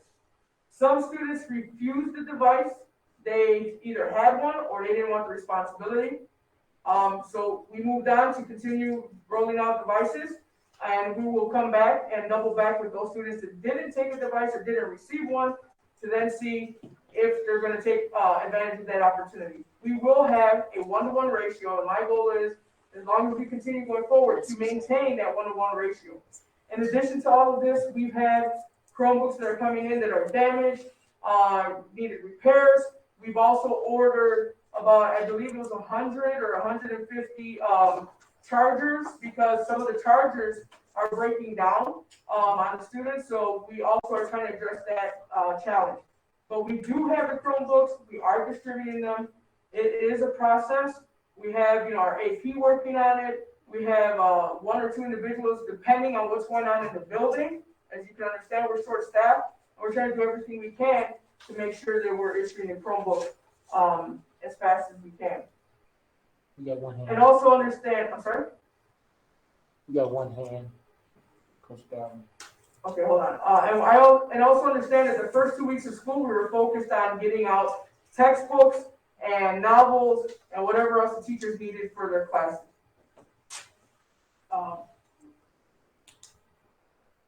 Are we gonna break protocol again? Or? Ask him. I think it's from last time. Oh, okay. Mr. Dowling, is your hand raised from earlier? Yeah. Yeah. It was from earlier. All right. Hopefully, when I go to my next screen, you can see it because I timed out. Okay. The next 2 things I wanted to talk about. Earlier in the year and during budgeting, I heard a lot of feedback about our DL students and our EL students. And right now, specifically, I'm going to talk about our plan with our DL students. So we've sat down, the administrative team has sat down with our DL, our diverse learners, instructors, our coaches, and we tried to discuss and basically come up with a plan of action and how we're going to address some of the challenges of the diverse learners. And so one of the things that our diverse learners leadership asked for was a monthly dedicated time for the diverse learner department to meet. Not part of integrated into different departments, but just for them to meet specifically about updates, about challenges, about whatever professional development they need, a time just for them to meet as a department. The next thing we've talked about is additional social emotional supports for specifically the self-contained classes. So for those that are not familiar with our diverse learners program, we have some students who are in self-contained classes, which means they have special needs and they're meeting with the teachers one-on-one. There are no other students that are non-diverse learners in the classes. And then we have the other diverse learners who are integrated into classes in an inclusion style with other different levels of students. So specifically for the self-contained classes, there are a lot of challenges with students who maybe need to review expectations again, talk about classroom skills, talk about study skills, specific work and challenges that are specific to our self-contained learners. So what we want to do is we are not going to do a lightning day per se for the whole building, as we were doing remote learning. But what we want to do is basically either once a week or every other week, take one day in which all the self-contained classes, only the self-contained classes, are focusing on some of those skills that the students need to review, whether they're study skills, social emotional learning skills, or whatever it may be, to work with those individual students during that class period. The next thing that we came up with is setting up systems for communication and data within the department. So right now, although everyone has our diverse learners teachers have their case loads that they are focusing on students and everything, and they are sending out forms to teachers to give them feedback and everything. There's not a regular cycle of data in which there are progress monitoring students. And what we want to do is to make sure that we set up that cycle so that we have individuals who are checking in with their diverse learners, looking at their data, and then figuring out, okay, they're having challenges with attendance or reading or what may have, and then they're going back to those teachers and saying, hey, I need you to look at this, or I need you to give me feedback on this, so that we can address these concerns with our learners. The fourth point that we were looking at is post-secondary IEP advocacy and parent connection.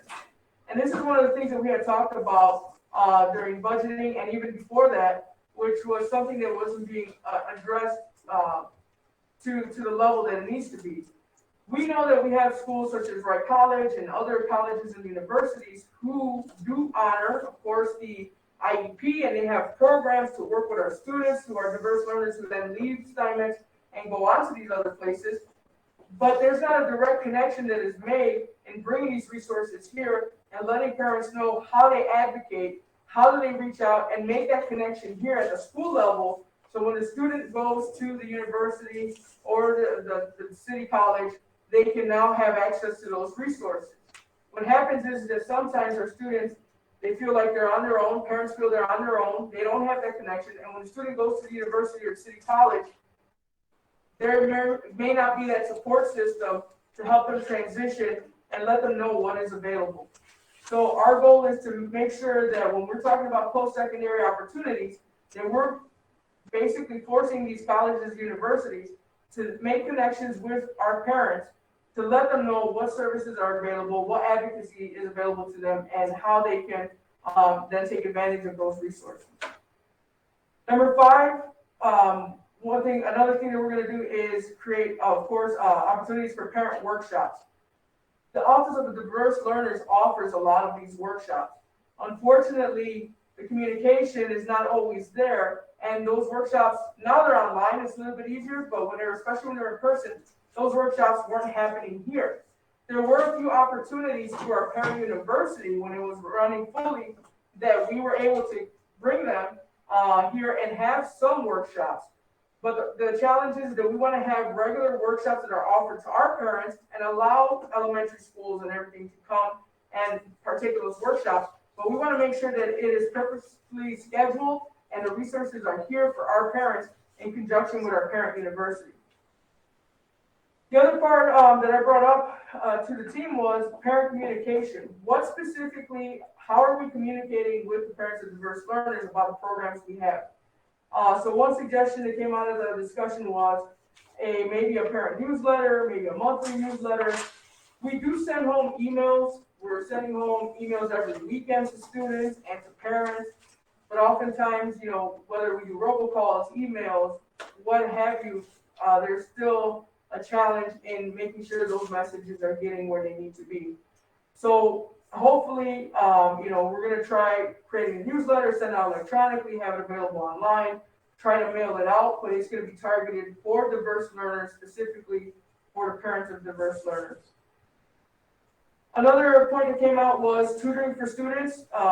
We currently have tutoring, and speaking to our diverse learner department, the tutors that are there are SECAs, they're special ed classroom assistants. So our students have the opportunity to receive tutoring, any student, but the individuals who are there are special ed classroom assistants, and they have been working with students in diverse learners in their classrooms they're the same ones that are also offering support to any student after school for tutoring. And I believe that is somewhat of a challenge where the young lady who spoke earlier was saying, you know, they want specific a teacher who's doing math, for example. So we're going to try to make that available.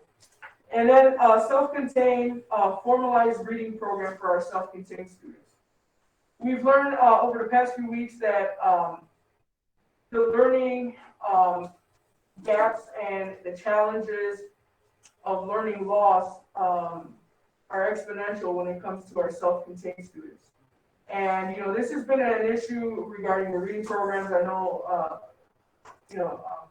Mr. Hernandez has been advocating and mentioning, you know, bringing in some type of reading program for a while now, even before the pandemic. And that need was, especially now, it has been amplified as a result of coming back from the pandemic. And the students that are really having a hard time adjusting academically are not all of our students, but really our self-contained students are having a difficult time. So we have to basically take a pause and think about, is it more important to continue with the curriculum and self-contained classes as is, or do we say we need to bring in a special reading program and dedicate, you know, 2 days or 3 days or different portions of the class to a dedicated reading program to help them get closer to coming to the point where they need to be.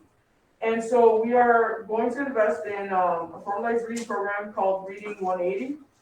And we are waiting for their final official quote to bring in this reading program, and it's going to be implemented across all self-contained classes for our self-contained learners. Before I go to the next slide on EL, any questions, comments about this? And you have all the resources you need for that, to Yeah. implement that. Through the combination of the ESSER funds that were made available that we allocated, and through a combination of the funds that were allocated through our LSC at the beginning of the year from local funds, that's how we are looking at doing some of these strategies. Okay. For EL, our English language learners, there are slightly different approaches and different challenges. We are going to offer a specific tutoring for EL students, not the general tutoring. We've learned that EL students feel more comfortable with individuals who are their bilingual teachers, offering them specific tutoring, for example, math, which young lady was asking for earlier, but this one will be specifically for EL students. We've already have the EL teacher who's on board to offer this EL tutoring after school on Mondays and Wednesdays in math, and on Tuesdays and Thursdays, language arts. We have a language arts teacher who is going to be offering this tutoring, a special ed teacher, and a diverse learning teacher, I should say. And we also will have a bilingual teacher. And we have the bilingual tutoring will start next week on 10/18. So this plan will be implemented immediately. The SEL supports for EL, speaking to our director for EL, a lot of the challenges are that there has to be a community building and a support system built for our EL students. A lot of our students are coming new to this country. We're seeing an influx of students coming from Ecuador due to political and COVID reasons. And they're coming here not having a support system or feeling connected. And I'll be honest, you know, part of it are masks, part of it is social distancing, but part of it is that, you know, there's a lot of restrictions still in place and they are not having those social interactions. So our EL director is going to provide individual support, talking circles, healing circles, academics and SEL. Point number 3, teacher supports through providing updated strategies in Google Classroom. We talked about what strategies or what supports teachers needed, so we're going to continue offering different strategies in the Google Classroom that communicates to EL teachers on how they can communicate with students. They've been using a lot of Google Translator, and we are trying to obtain resources from OSE for translation services when we have conversations or different meetings with parents. Achieve 3000 is differentiated reading support for EL students. This is different than Read 180, but it is a reading program that meets the students at their level, and it's offered in different languages to allow students to be assessed and give them more challenging items as they go along. This has been used by other schools for their EL students, and we're in the process of finalizing that code as well, so that we can go ahead and purchase that. But that will be purchased through one of our grants that we have, the Chance to Rapper grant. Supports workshop for parents. This was a challenging one. I thought there would, just like ODLSS, I thought there would be like this huge hub of resources of classes and things for parents. We found out that there are a lot of different topics and workshops, but the problem is that they require that we have a minimum of 20 parent participants in order to bring that workshop specifically to our school. And so that's a challenge because currently our bilingual advisory committee has been trying to meet, and they are not getting parents joining the meetings. And as a result, we cannot guarantee that we're going to have 20 parents there for the meeting. And they will commit to giving us one class with 8 parents. But right now, this is kind of where we're stuck if we want to have ongoing supports for our EL students. And I already spoke about staffing challenges. For parents that are here or you're joining us first time, there's a lot more that I usually go through and show you pictures of students and the building and everything, but considering the challenges that really need to be discussed today and the severity of them, I took a lot of that out of the report. But when we have our regular meetings, you will see more pictures and showing a little bit more about what our students are doing and so on. Thank you, Mr. Jaramillo, for your report. So now I make there's no motions to be made. So due to the fact that we didn't have quorum, we can't do any of the budget transfers. You know what, actually, Mr. Jesus just walked in, so technically we have a quorum. But you really can't. So what did Ms. Jackson She said say? you have a quorum when they're present. Only one person. So we don't have All a right, quorum. so we can't vote or do anything, so Yeah. thank you, Mr. Jesus. I know you just. Sorry, came from guys. a game. I had a football game in the south side, but we just got back. Unfortunately, we lost 28-16. I mean 18. The boys played really hard. So hard that on the bus ride home, a lot of them were crying. And, you know, it's emotional because it was a tough game. Was Jacob one? But he'll be a little depressed when you get home today. Her son's my quarterback. So. But he'll be all right. All right, so again, we want to thank those online, which the list got really short all of a sudden, to the parents that are here. Thank you so much. Thank you so much. You got a little taste of how these meetings could be predicted for 2 hours and no, we stick to 2 hours, right, Master Sergeant? That's correct. But again, thank you guys so much. Continue to be involved. We do have a great school, right? I also love Steinmetz, and holds a special place in my heart. We have a lot of work to do. We have next steps to follow. So I just want to repeat, I'll go on Monday, try to get in for the Wednesday board meeting. If those that could attend, send me a text, let me know. And then I could maybe do it somewhere here if it's convenient, where we just all get on one Zoom and, you know, like something like this that they can see all of us, because I think it's via Zoom. So I'll do that. I'll take that on. But again, you know, thanks everyone. Thank you, Mr. Jaramillo, Ms. Russo. I'm sorry, I just clicked on the chat just to make sure, and I do have a question here. Regarding workshops for parents and DL students, can the calendar in the school website be used to post future dates? Also, can social media be used to promote such workshops? Social media can be a great tool. Yes, thank you, Ms. Rodriguez. We do put like current university courses on the website. Unfortunately, during the pandemic, a lot of that was shut down, but we're starting to rebuild, and I'm really excited about that. And we will. You're right. I don't believe at this moment it's currently listed on the school website, but we are going to make sure that that's on the school website. We do share when there's opportunities on social media such as Facebook, and there hasn't been many opportunities at the past 6 weeks. But keep an eye out. Like I said, Parent University, when they send us, some of the things they're doing. I know that their Zumba class, it's already packed there. I don't think they're taking anybody else in. They've been having immigration classes, GED, I believe ESL as well. I know they've had a few sessions about cooking classes and some other support for students. And I think they are also offering on Mondays, I believe it is, some support services to help with paying bills, specifically electric, I believe it is.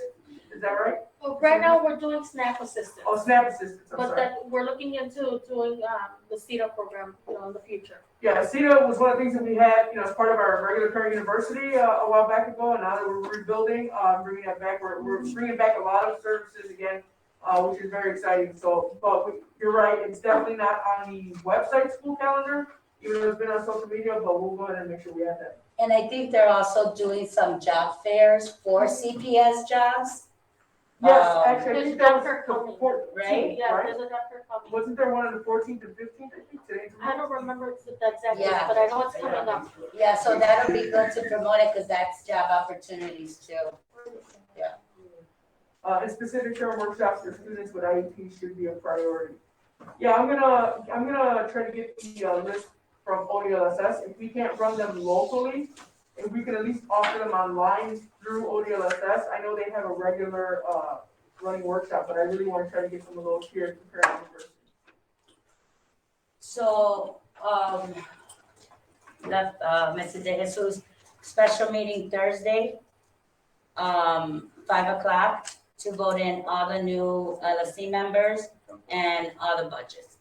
Sorry again, so sorry. We were told by LSC Relations that in order to do that, everyone has to be in present. Okay. We can't do it online, so even if you would have been here earlier, we still would have been able to do Okay, it. so I don't feel that bad, but I still feel bad. So, yeah, no, we couldn't do Because it. you guys are here, and I love that, well, I know we love that there's a lot of parent involvement now, because that's one of the goals that we've had for the past couple months, and we want to continue seeing you guys as much as possible for years and all that good stuff, because we always need ears, feedback, and all that good stuff. And if you guys could eventually, when we have events and pop your head and volunteer, stuff like that, we would love that too. And I'm sure our kids will be like, oh snap, we got some parents. So that's pretty dope, okay? Thank you so much for being here. Thank you guys again. Good night. And we are done with our regular LSC meeting for October. I have a question regarding the advertising. All right, once y'all log off, I can log off, and then the camera can log off. Thank you. It's on the left, I think it's on the left-hand side. Thank you, everyone. Thank you, Walter. I mean, I wanted To see where the. right. It's not like, and these.